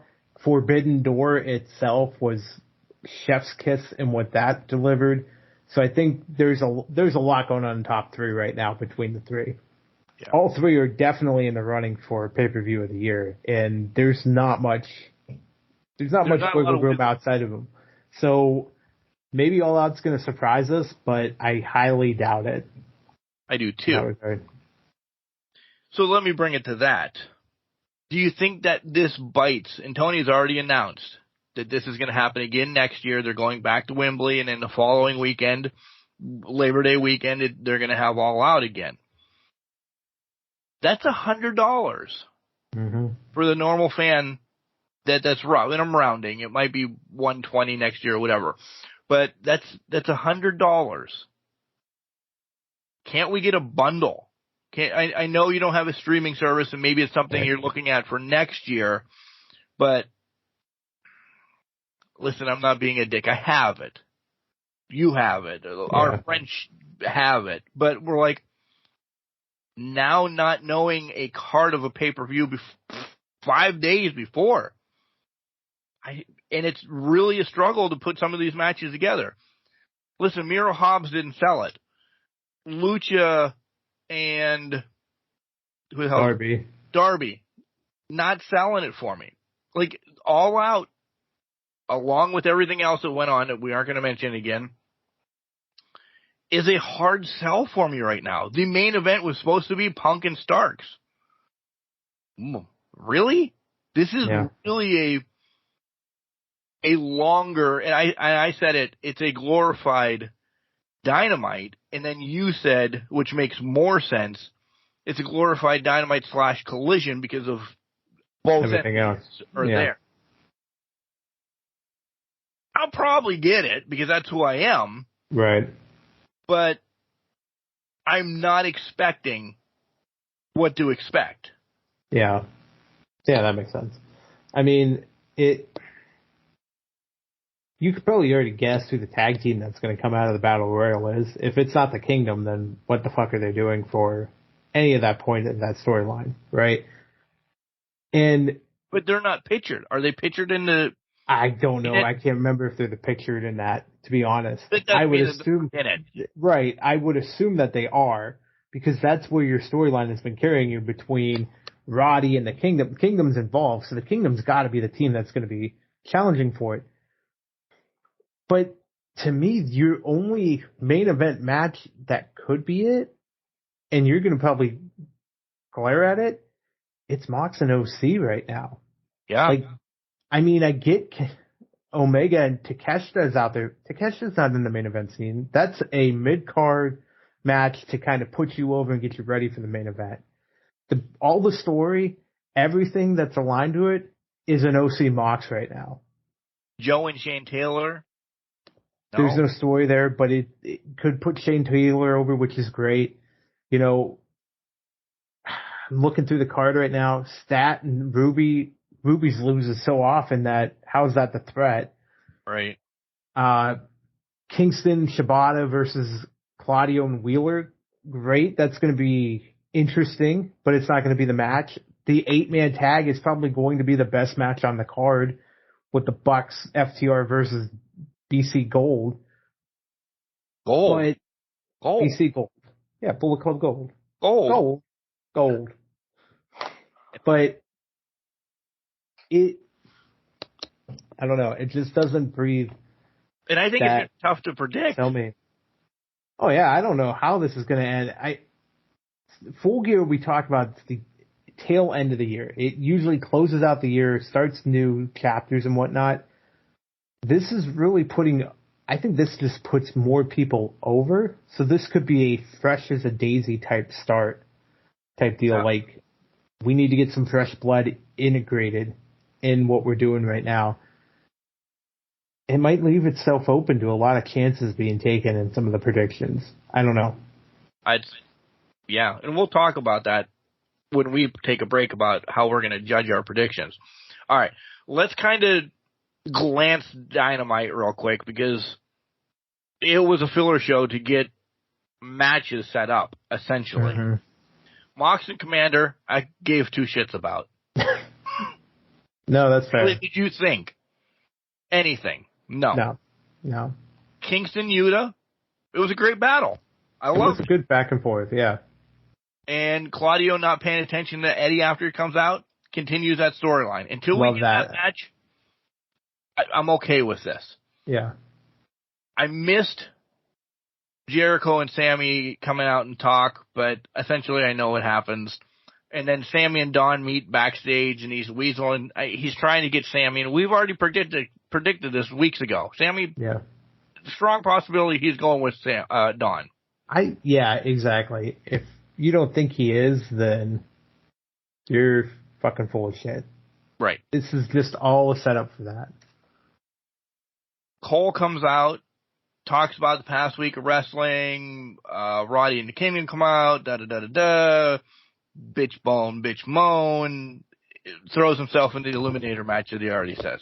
Yeah. So he's the only one in the Eliminator that we know right now. And is he in? We don't know, but he's in. He's in by his own standards. Stat, Sheeta, and Britt against Nyla, Sakura, and Marina. Talk about picking 6 women out of nowhere. Yeah, you guys have a match.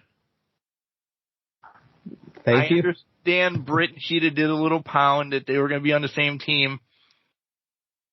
Other than that, yeah, good. It was what it was. Yeah. The Acclaim get their new titles, so Kimberly loved that. Yeah, she was a big fan. And then Orange and Penta, winner faces Mox. You already gave it away. Yeah. 3 weeks ago. We know who the winner is going to be. And there was a lot of great sequences in this match. I mean, I think the story of the whole night was Orange Cassidy finally cutting a promo and basically saying, I don't have a catchphrase. And that was direct shot at Mox. It was what it was. It was beautifully delivered. It's also causing me to really lean one certain way with the prediction when it comes up. And it's probably not the way you're thinking, or our fans are thinking. You're probably thinking the same thing I am, but... Yeah. Yeah. And then, listen, we're going to throw Raw in right now. Because that's what it meant, too. I'm going to be a dick. And we go right to the main event of what Payback should be and what it was on Raw. Becky already beat 2 people. Yeah. Now you're going to have her go against somebody in the cage. There's no reason for that. Becky should have lost that match. I agree. Becky should have lost it. 2-on-1, Becky should have lost. So that it sets up the cage and breeds the predictability that, or unpredictability. Becky could lose in the cage on Sunday. But no, listen, I love Becky. I love that they're putting her over, but goddamn, logically, that doesn't make sense. Was it, be a dick, get ready for the hate. Was it so Becky could hold up the Bray thing at the end of the show? It could be. That's a very good point. You can't have her lose and hold it up. Yeah. No, that's a fair point. Now you're trying to figure, oh shit, now what do we do during the match? For our main event at Payback. Yeah. To your point, it probably was Becky was going to lose this entire week until the Bray thing. They had to they wanted to pay tribute, so they did the Bray. Becky held it up. I respect that. And I do respect that, yeah. Bastard, but you threw your storyline out the window. Yeah.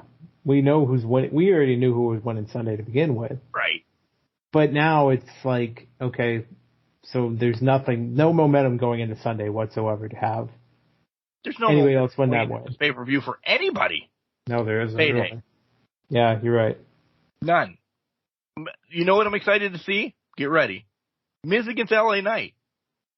That's the best match on the card. And also, to that point, the people calling Miz's promo, Miz dressing up as LA Knight coming out, I've seen this online several times where everybody's like, oh, this is this generation's Billy Gunn promo from The Rock. No, it's not. They're nowhere close. This was a okay impression at best. This Right. was not this did not bury LA Knight whatsoever. None. If you thought this buried LA Knight, then you don't know what you're talking about whatsoever in the world of professional wrestling. No, I agree. And we get everything else that we normally get. Gable gets close, he gets beat down, Imperium beats him down. Jerry Lawler comes out. Dude, he looks great with a stubble beard. He does. Yeah. He really does. And he looks, I don't want to say healthy. He looks well for right now. Looks well for where he's at in life. In Rhea and Raquel scuffle. Other than that, Shinsuke, we knew was going to attack Seth. It happens when there's a championship. It happens. I don't understand the tag team match and then Drew and just because he got squashed, he throws. Are we getting a trios tag match involved or? I assume so, but I mean he injured Woods with Whiplash because he did that. So right. All right. Yeah. We're going to take a break. We're going to come back. We'll do predictions in prediction order, essentially. We'll start with Payday, whatever the fuck it's called, WWE's pay-per-view. Then we'll go to All Out and then wrap this show up because a lot of wrestling happened, but whew. It was a struggle bus. It was a struggle bus. It's to an end for a while because it's going to take a little bit to get to Royal Rumble for WWE. Yeah. What's going on, you guys? This is the CEO of Shane Taylor Promotions and the baddest of all time, Shane Taylor, and you are listening to the Can Crushers Wrestling Podcast. Let us in. Welcome back, everybody, to Can Crushers. Mark the Mark, Michael Jenks, Jenksy Cat, El Gato de Jinxie. In front of that. I got to put Sir Jenksy Cat. We're here. It's prediction time. Mark, I was going to read off that quote by Wyndham that you posted last week after his thing, but I figured we'd go short and sweet with Let Us In as one final tribute to Bray and that Wyndham and that. So, all right. Lots of candle. The lantern. We're here. Announced during the show, by the way. First time, special opportunity first time in 25 years. Kane in his debut mask at WrestleCade this year. Oh, really? Yeah. Now I'm interested. I'm interested too. I think that's the best mask he's worn, including his run as mayor. So, I think that's the best mask he's worn ever. So. Look it. All right. Payday's on Saturday. What? Payback is on Payback Saturday. is on I Saturday. wish Payday was every Saturday, but Payback is Saturday in Pittsburgh. Can I ask you something? Would you eat a Payday? I love Payday bars. Do you? Yeah. I've not had one in 20 years. Easily. It's not my go-to. I never think about it. See, I cannot. I'm a candy-hearted kid at heart. That made no sense, but you know what I mean. Yeah. I have to have something different every day. I do need some type of sugar at lunch. Today, what did I have today? I had a Three Musketeers today, actually. Okay. I like Three Musketeers. Three Musketeers is good. But I don't like the same ones day in and day out, so I will buy. It's mostly not chocolate, by the way. You know, candy and chocolate. I normally buy candy, maybe an Airheads or a Taffy or something like that. But yeah, and Payday has no chocolate in it, essentially. So it doesn't. Yeah, it makes the rounds. It's the Three Musketeers, the Snickers. I'm gonna get hate. I'm not a Kit Kat fan at all, but it makes it out. It makes I get it into the realms once in a while. How am I missing out? I love Kit Kats. Kit Kats are essentially made with other Kit Kats. It's the perfect candy. Okay. Well, listen. And I'm also heathen. No, yeah, you're I bite them all. I do too. Listen, I do too. Don't worry about it. Okay. I will say it's not the perfect candy, but I love. When I used to drink a lot of coffee, that would be one of my favorite things. Was a cup of coffee. You dip the Kit Kat in it because it gets the chocolate nice and melty. When you take a bite, it's even better. The wafer then gets the coffee flavor in it too when you keep redipping it. Now you're adding. I'm just eating. I do. No, I get it. Just eating them raw, not cooked or sautéed, but just raw, straight up raw. That's raw fair. candy bars, yeah. No, that's fair. But I like getting it to that point where I can have a nice bite and it tastes delicious that way. So yes, I'm adding to it, but it adds to the experience, I think. So El Generico's on TV right now. They must talk about upping the ante with this budget. I mean, WWE taking Tony Khan, who spent millions of dollars on music, and WWE just goes out and gets El Generico out of the Himalayas somewhere. So it's amazing. People are like, what? What did I miss last night on SmackDown? You guys got to pay attention better. I don't want to tell you guys. All right, let's do predictions. All right, let's do it. By the way, I'm glad. After seeing that it's a 43-point game to Wolford and the pay-per-view that's going to happen in Pittsburgh, I'm elated that I'm not going to be in Pittsburgh probably tomorrow. Not even sniffing Pittsburgh. It's probably the best thing for you right now is just avoid Pittsburgh at all costs because it might be a shit show. It might be a shit show. Definitely be. Well, it should be a shit show across the board. One good reason for the Panthers, and then the other one not so good. But the next game is in Cincinnati should be better. It's at 6:32, which the wife is already. Why is it so late? They gotta get that primetime money at that point. Yeah. ACC primetime money. 6:30. ACC primetime. Yep. Agreed. All right. Payback, payday, pay dues, pay you. Oh, that's what I wanted to ask you. We didn't do this during the break. How about everything combined? I don't want a title shot. I'm licking my wounds. This is just a friendly match. Not that I'm calling my matches. I mean, you're the champ. Tell me, but I just think whoever gets the most right this week wins. I like it. Let's not do that for anything. Let's just combine them all. I like it. All right. So I'm gonna be freaking stupid on some of these too. Then I'm taking risks. All right. Payday, payback. Oh, look at that square off. All right. United States Championship. Rey Mysterio, Austin Theory. I'm betting we're going to pick the same person. But go ahead, Mark. What do you got? Ray. Yeah, same. It's definitely Ray. Because I am predicting it, and I said it a couple weeks ago, Ray and Dom are going to fight over these titles at some point. Agreed. All right. Let's skip that one. Oh, well, I didn't know this was a thing. Cody Rhodes is going to be on the Grayson Waller effect, according to WWE's site, so that'll be a thing at Payback. Will it be a match, or is it just... Right now, it's only listed as an appearance on the Grayson Waller effect, so no match yet. I'm sure there's going to be a match following, but we'll let it be. Do you want to just pick it just in case there's a match? Cody. What do you think? Cody? Yeah, I agree, Cody. All right. I'll put a star beside it in case. There you go. Okay. Let's go. Undisputed WWE Tag Team Championship match. KO and Sammy versus the Judgment Day in a Steel City street fight that if that hardcore match last week is any indication, it's going to be really, really kindergarten-esque in nature. It's your pick this time. Judgment Day is on thin ice.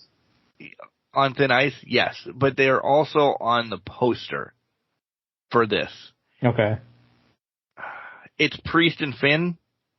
Yeah. Is what they're saying. Well, then never mind. KO and Sammy are winning. Right. And it's still for the undisputed title. It's KO and Sammy. Priest and Finn are this is going to This separates. Exacerbate the rift between them all. And JD McDonough is going to be involved somehow, and it's going to fuck it all up for him. All right. LA Knight versus The Miz. I'm going LA Knight. I don't see The Miz winning this. They're putting over LA Knight here. Miz is not winning in Pittsburgh. They're going to remember from Cleveland as well. That's a good point. I didn't even think of that point. That's a great point. Women's World Champion. I think you went twice in a row, so I'll go first on this one. Rhea versus Raquel. It's Rhea. There's no way Raquel's winning this. We're not going to separate on this at all. No. Not on WWE's. And I'm not even, there's not even a chance to take a flyer on this. Ripley is still not big. I mean, Raquel's not built up enough to take this title from her. And Ripley's too hot that you don't take the title from her. Yeah, exactly. There's just no way. All right. I will leave what we think is the main event for the main event, or what should be. World Heavyweight Championship match. Seth freaking Rollins, Shinsuke Nakamura. We got Seth. But a possible cash in. Okay. The back injury going to play into it. Going to squeak the victory out from Shinsuke. I don't know. Why wouldn't you have somebody else on the poster? Like, something's got to come out of Judgment Day. Is it that they're breaking up here? And if Priest, this match happens, they break up and Priest says, go fuck yourself in, and he cashes in and he's like, I'm not protecting you anymore, and then that's when he walks away. Yeah. So the match itself, I have Seth. Do I put an asterisk because I said that about Priest? I don't know. Or it doesn't happen on Raw, like we predicted the last time. Right. I think that the timing that Priest has this is really soon now, though. Especially since we now know about Seth's back.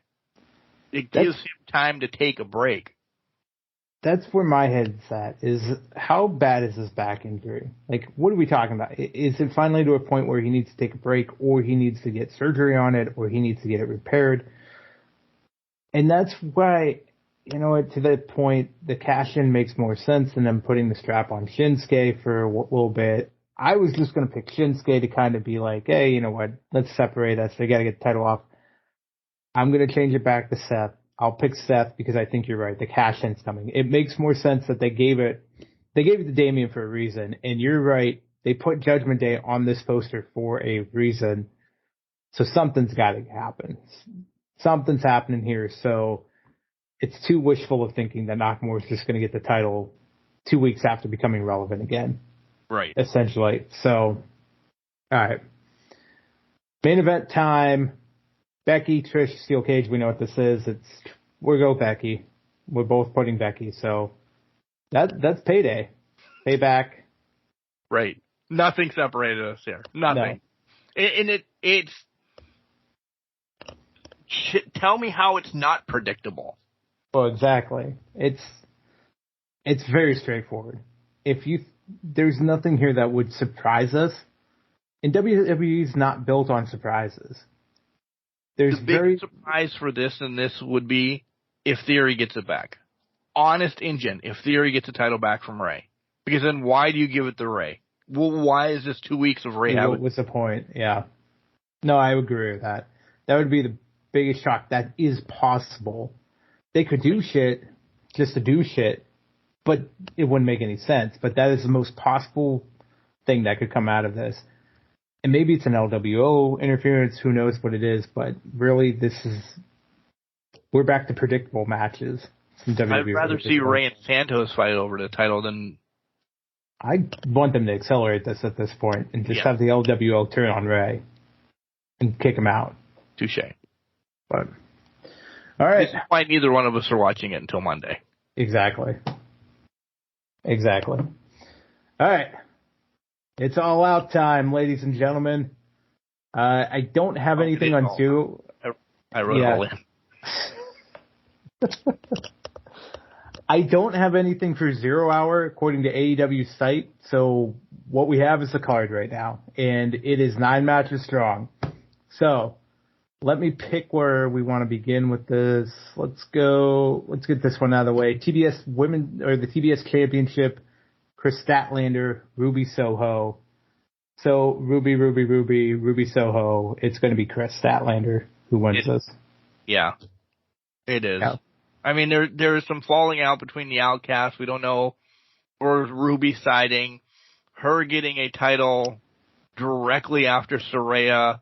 I think if anything, they all go their separate ways. Agreed. It does break, so. Yep, agreed. All right, let's go Kingston, Shibata versus Claudio and Wheeler. See, now Team Kingston just got the win last week. In my heart, in my head, you would think they're still building up for Claudio to get this win, so we get a full-fledged match between those two. Yeah. 25 years in the making. BCC can't lose again, can they? I don't think so. That's what I'm saying. It was, BCC. Yeah, same. BCC for me. I mean, the only X factor here is that they wouldn't give Shibata a loss, but I feel like they would. They would. To advance the story as needed. So I don't even know if it's going to be him taking a loss. Oh, it's going to be Kingston, I think. There's going to be hook and by crook. It's going to be Kingston that takes the loss, but overall they're going to both lose. So right. All right. Let me see. By the way, Belair out for a while. Taking time off. Didn't bring that up in Hot Topics. Yep. She's on the Snickers commercial right now.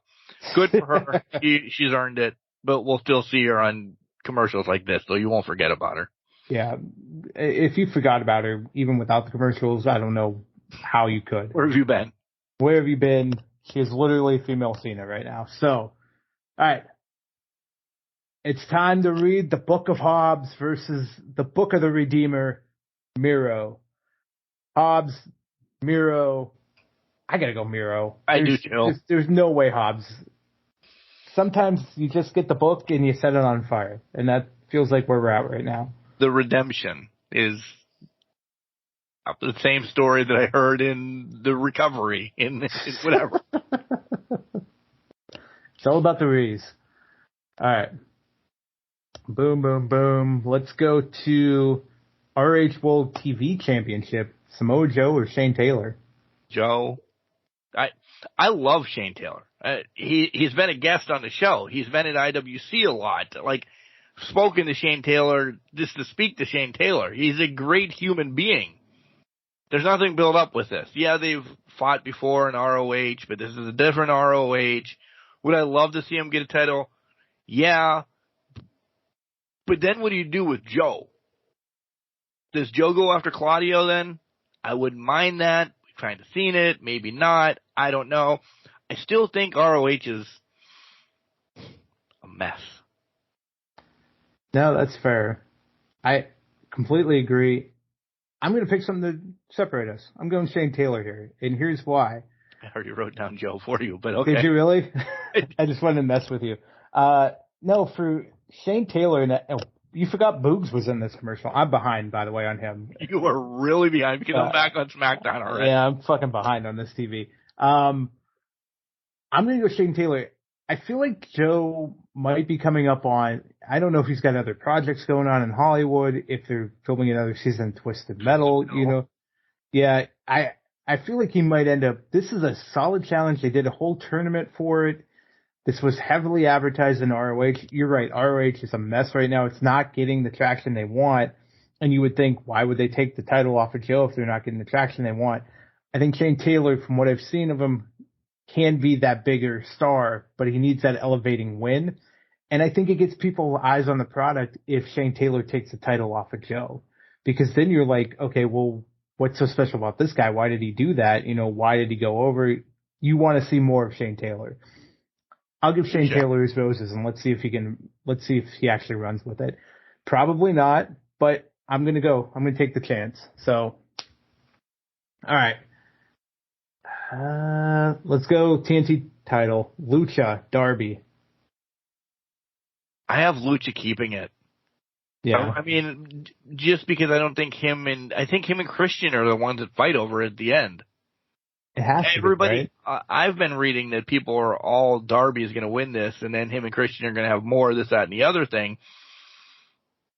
There's the built-in feud of all of the shenanigans is Lucha and Christian. Well, Christian's pretending to be the champion, and Lucha has literally won the title and doing the legwork. This is his first title defense, isn't it? Yeah, I think so. In 3 months. Or it's not been that long, but it's been a while. Right. I'm going to go Lucha too. Lucha. Yeah, go Lucha. I just don't know. I feel like I think the story here is, yes, built in with Lucha and Christian, but for the short term, Christian and Darby, and Christian cost Darby the title so that they can further that storyline to get him to Grand Slam or get him to wherever they want to be with it. I also think that scratch my back, scratch your back. I know Swerve is hurt, but he's got hooligans as well. Yeah. I think this is more setting up something else for, again, Wayne and Darby and Swerve and all that. Like we said it last week, Darby's involved in too many storylines right now. This just needs to end and have it end with Lucha crushing him by hook or by crook if Swerve and or the rest of the posse come out. Yeah, and what really scares me is we were talking about Darby getting potentially a one-on-one title shot against MJF later in the year at Full Gear at one point.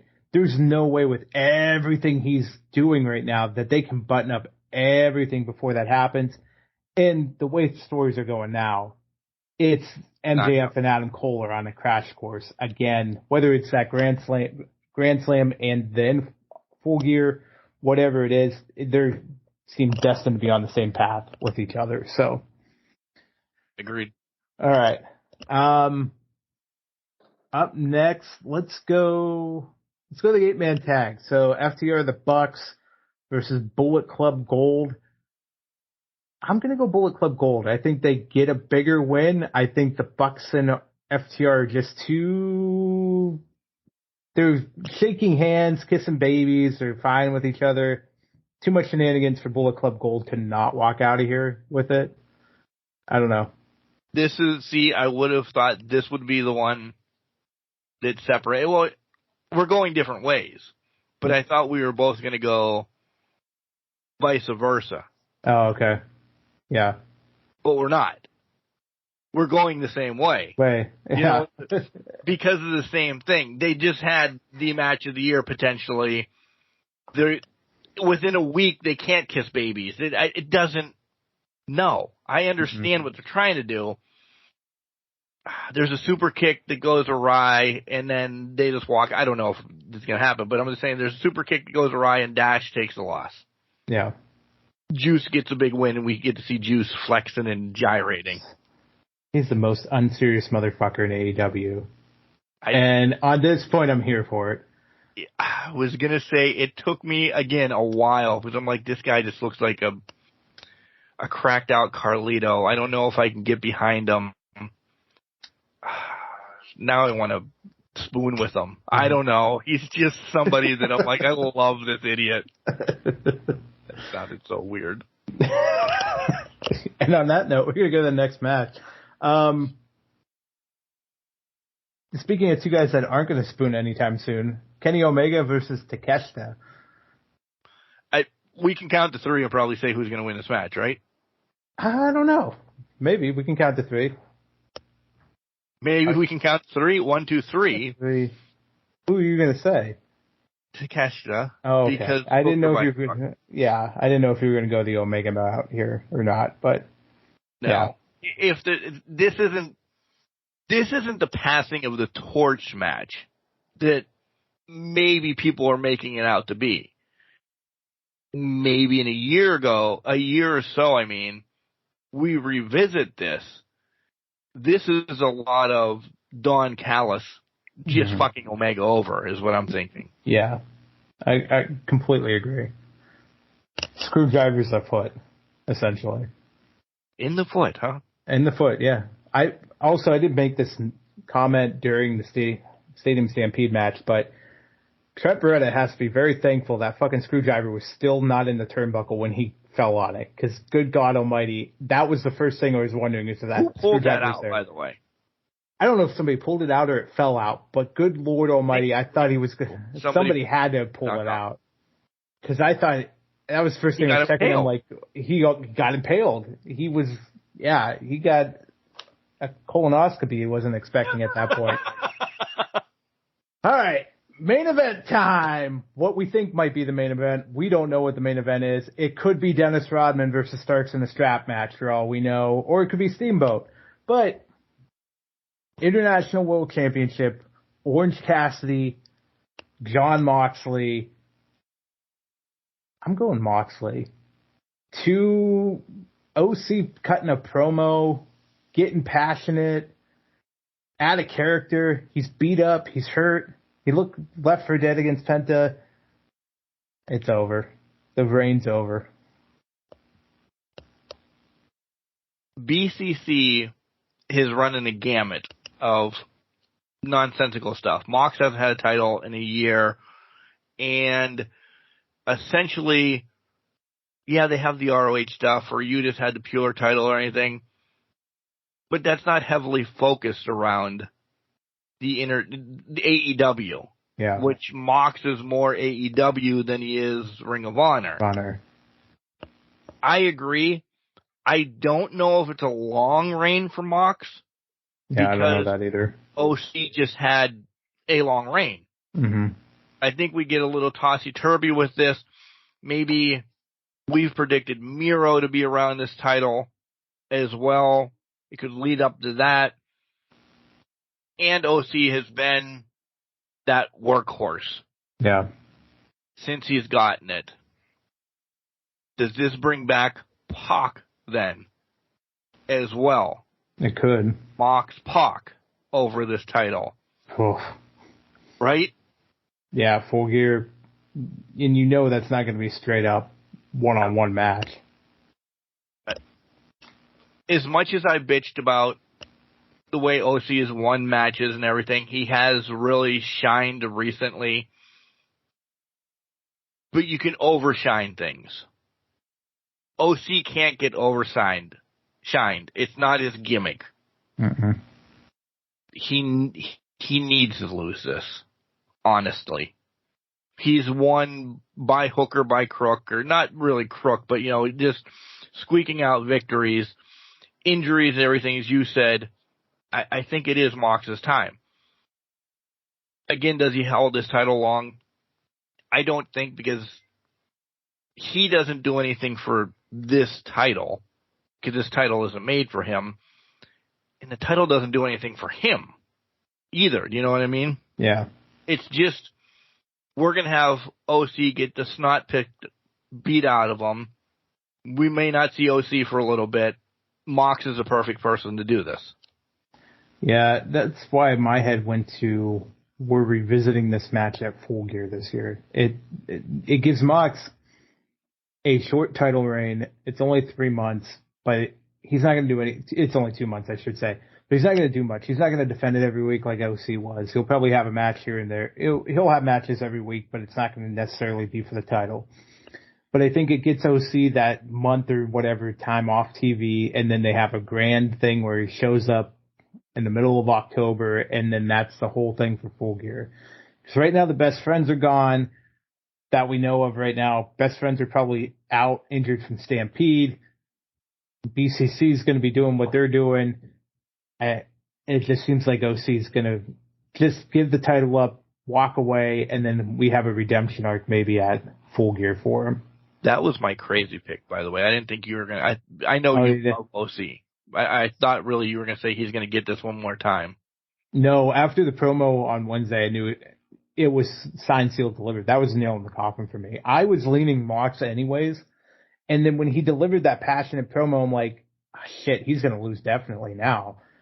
And I get it's supposed to give him an extra spark and all that, but Mox is just too. This is a whole different animal than what he's faced in this entire title reign. Right. So. Go ahead. No, go for it. No, I was going to say what match of what we predicted. By the way, we have one separation. Shane Taylor won because I went out on the limb. Yeah. What would shock you at All Out? Oh, we didn't do one. I forgot about this. Sorry. Because we don't know who the other team is. Better than you, baby, defending the ROH tag titles. Right. We don't know who the other team is. I just read at least what Bleacher Report said. The Kingdom's not involved in the tournament match like you pointed out earlier, so it's literally Aussie Open or bust at this point. And do they turn around and lose the titles that quickly? Maybe the Kingdom screws Better Than You Baby out of them. You know what? I'd like to know, and this is going to sound horrible. You'd like to know who the team is? I would like to know who the team is. Because if Bear Country or whoever, and I don't know if it's Bear Country or Savage Gentlemen or whatever the hell they're called, whoever wins this, if it's not Aussie Open getting a rematch and getting the titles back, I don't think they lose them. If it is Aussie Open, I think they lose them. Yeah. Because this was more of the story of All In. They're best friends. Look, they just won the titles. We've said this before. If and when they do win them, they're not going to keep them long. So is it a week? Literally a week title run? I looked up spoilers because we're Friday night. You know Rampage's tape. Would you like to know who wins it? Well, yeah, sure. Why not? Do you? Well, you know. I know. I already know. It's Alex Reynolds and John Silver. Okay, they're not losing the titles. They're not losing the titles. Unless there's no way they're not close to the main event. No, it's nowhere close to the main event.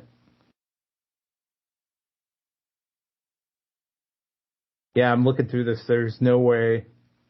Yeah, it's not close to the main event. Aussie Open apparently ends up brawling with Jericho and Sammy at some point. So I don't know what happened there, but oof. There's indeed. No possible way they put the titles on Reynolds and Silver, right? I know they've been doing more ROH stuff, but they've been more ROH. They've been heavily involved in ROH. They've had a lot of heavy rivalries. I mean, most of them were with the Righteous, I think, around, I can't think of his name right now, but their one Dark Order friend that just came back and turned out. Grayson. Yeah, right. Grayson, Stu Grayson. But I can't, Johnny Hungy and Alex, no. No, I mean, I could put a great pledge for them to get it and, take them essentially back to ROH. Because is Adam Cole and MJF going to ROH ever? No, they'd lose the titles on Dynamite. Yeah. Well, exactly. Now, would that boost your ROH numbers if Adam Cole and MJF? Would. But they're not doing that, so there's just no way. Do they lose because the Kingdom screws them? That's where my head's at, is the Kingdom's going to screw them, and they lose the Hungy, and then Johnny Hungy and whatever the hell that other guy's name is, lose the titles on ROH. Alex Reynolds loses the title on ROH in less than a week to the Kingdom or something like that. Is that the progression here? Does the Kingdom attack these two schloads? I love them both. I really do. Do they attack them and say, hey, Tony, we'll take the match? I mean, I guess this is all built around the Kingdom. It really is. Kingdom's got to be involved in this somehow. Roddy and the Kingdom have to be involved in this somehow. And I think they have to force the issue. Because, again, to our point earlier, if the Eliminator tournament is going to end with Adam Cole versus Roderick Strong in the finals, we got to get it. We have to do more than that impassioned promo and Roddy being an ex-girlfriend right now. Right. We have to move the needle with screw jobs in that. And the first face-to-face on Wednesday has to lead to an interference here and screw them out of the titles. So I'll make I'll make it. Silver and Reynolds take the title. I'm with you. Dark Order win the title. Yeah. Dark Order. Let's just put Dark Order. And not to have them long. No, maybe 4 days. Or whenever the next set of tapings is. Because it only makes sense. Yeah. It would only make sense for that to happen. MJF, Better Than You, Baby, can have some emotional moments that they lost the titles, but they'll get back together. Da-da-da-da-da-da-da-da. They're more embarrassed than anything because it was John Silver and Alex Reynolds. I don't know why I cannot remember Alex Reynolds' name to save my life tonight. I can't. But yeah, so what was your point before with the one that my point, I was asking you, of any of these matches that we predicted, what the same thing I said during Payback, what would shock you the most? Mine would be shocking. The most shocking thing to me is if Orange would keep the title, in all honesty. I would agree with that. Orange keeps the title, or even Ruby wins the TBS title. I think that would be shocking to me just from their track record right now. Yeah. Touche. Guys, really, really, this last week of Wrestling All In, they really spent all in. This Saturday, Sunday, may be the two roughest pay-per-views of the year.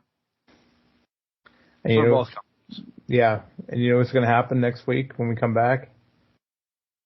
All Out's going to be one of the banger of the year. We're going to eat crow. We're going to eat crow. All Out's the banger of the year, and Payback actually wasn't that bad. And I hope we eat crow. Prove me, then. Prove me. I agree. Prove us wrong, but... I almost hate to say it, that Payback, and I'm going to stick and say it was Payback, who, oh my God, Shotzi with her hair. Payback, it shows a little bit. I'm not invested in much of this, mainly because there's not a lot of story going on. You don't sniff anything in the bloodline. That gets me to make sure me and Max watch. Yeah. Now? Meh. Not worth watching. He's not scheduled for a match. Yeah. He's only going to do it. I would imagine you're going to, because you take that Cody thing off, you get 6 matches, which that's essentially WWE's been doing. 6 matches, but. Yeah, WWE is more about pushing the substance versus the quality versus the quantity type of aspect of it, which has been Triple H's game plan in NXT. You got 5 NXT matches. Everyone was a banger. And that's how they got you through the NXT takeovers. Now WWE, 6 premium live event match. That here is really over the top, but 6 premium live events. You get 6 matches on it, and that's what you get. So, yeah, short and sweet and to the point. All right, let's wrap this up. One other thing I want to ask: give me a prediction of a shock in the NCAA.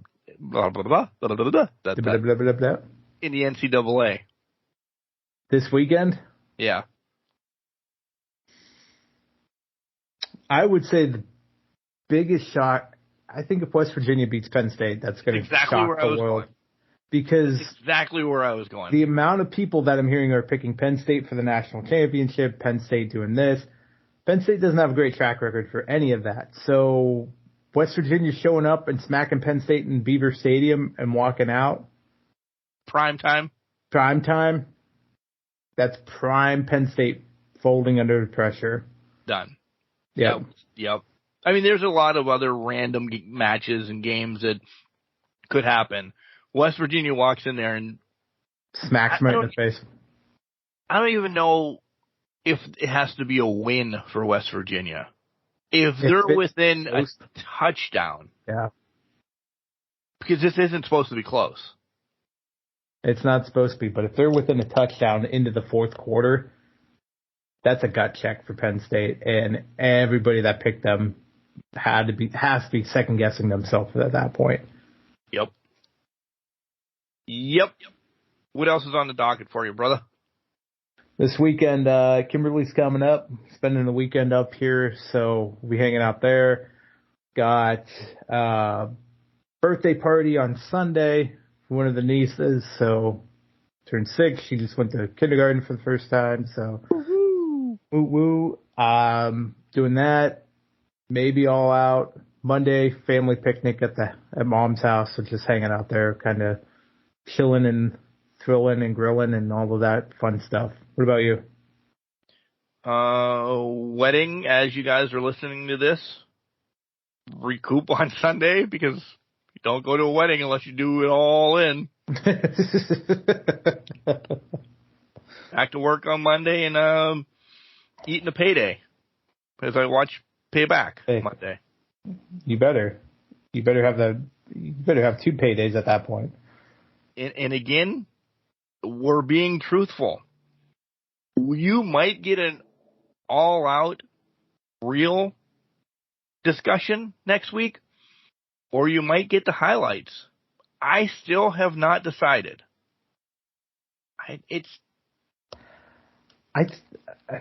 For me, here's the thing. Top $50 on that card that I just wrote down.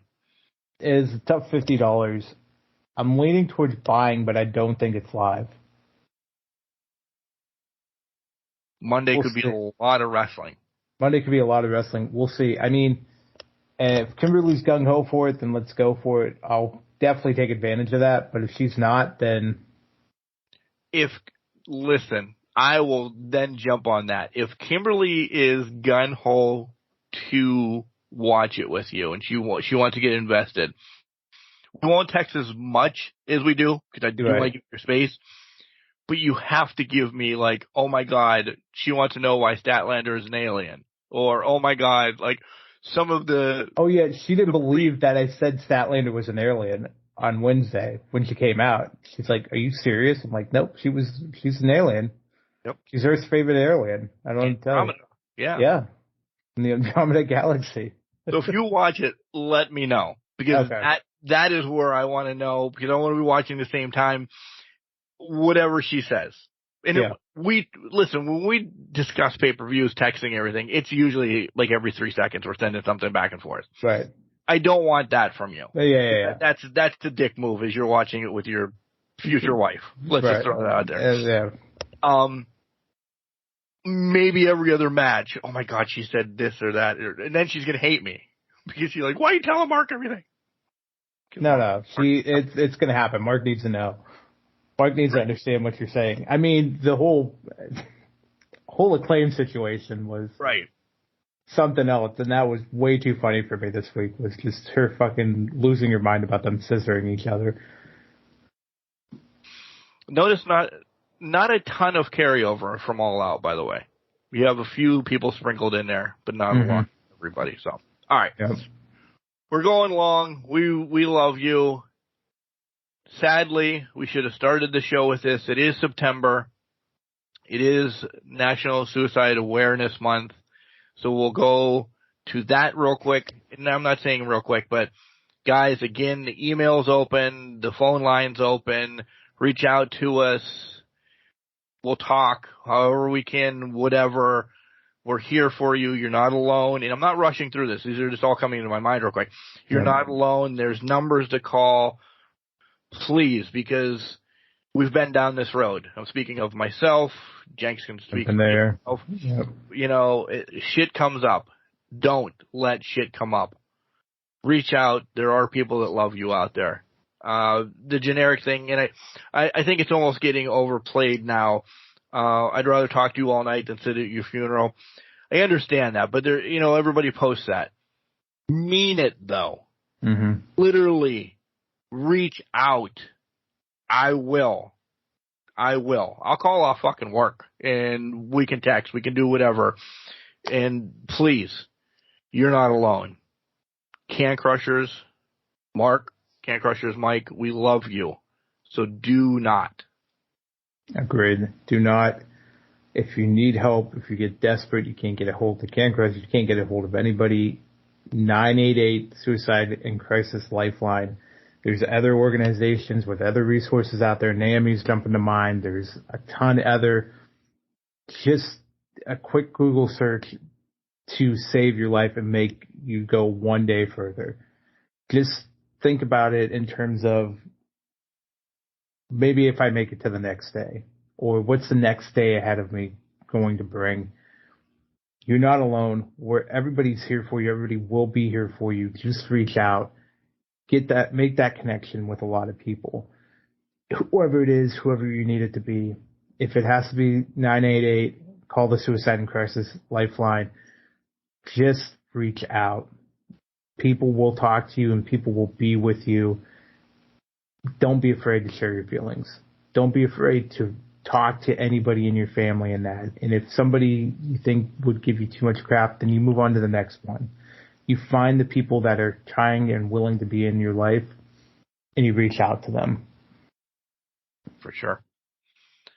Remember, just because you're trash doesn't mean you can't do great things. It's a garbage can, not a garbage cannot. Make sure you tell your loved ones that you love them. Because you never know.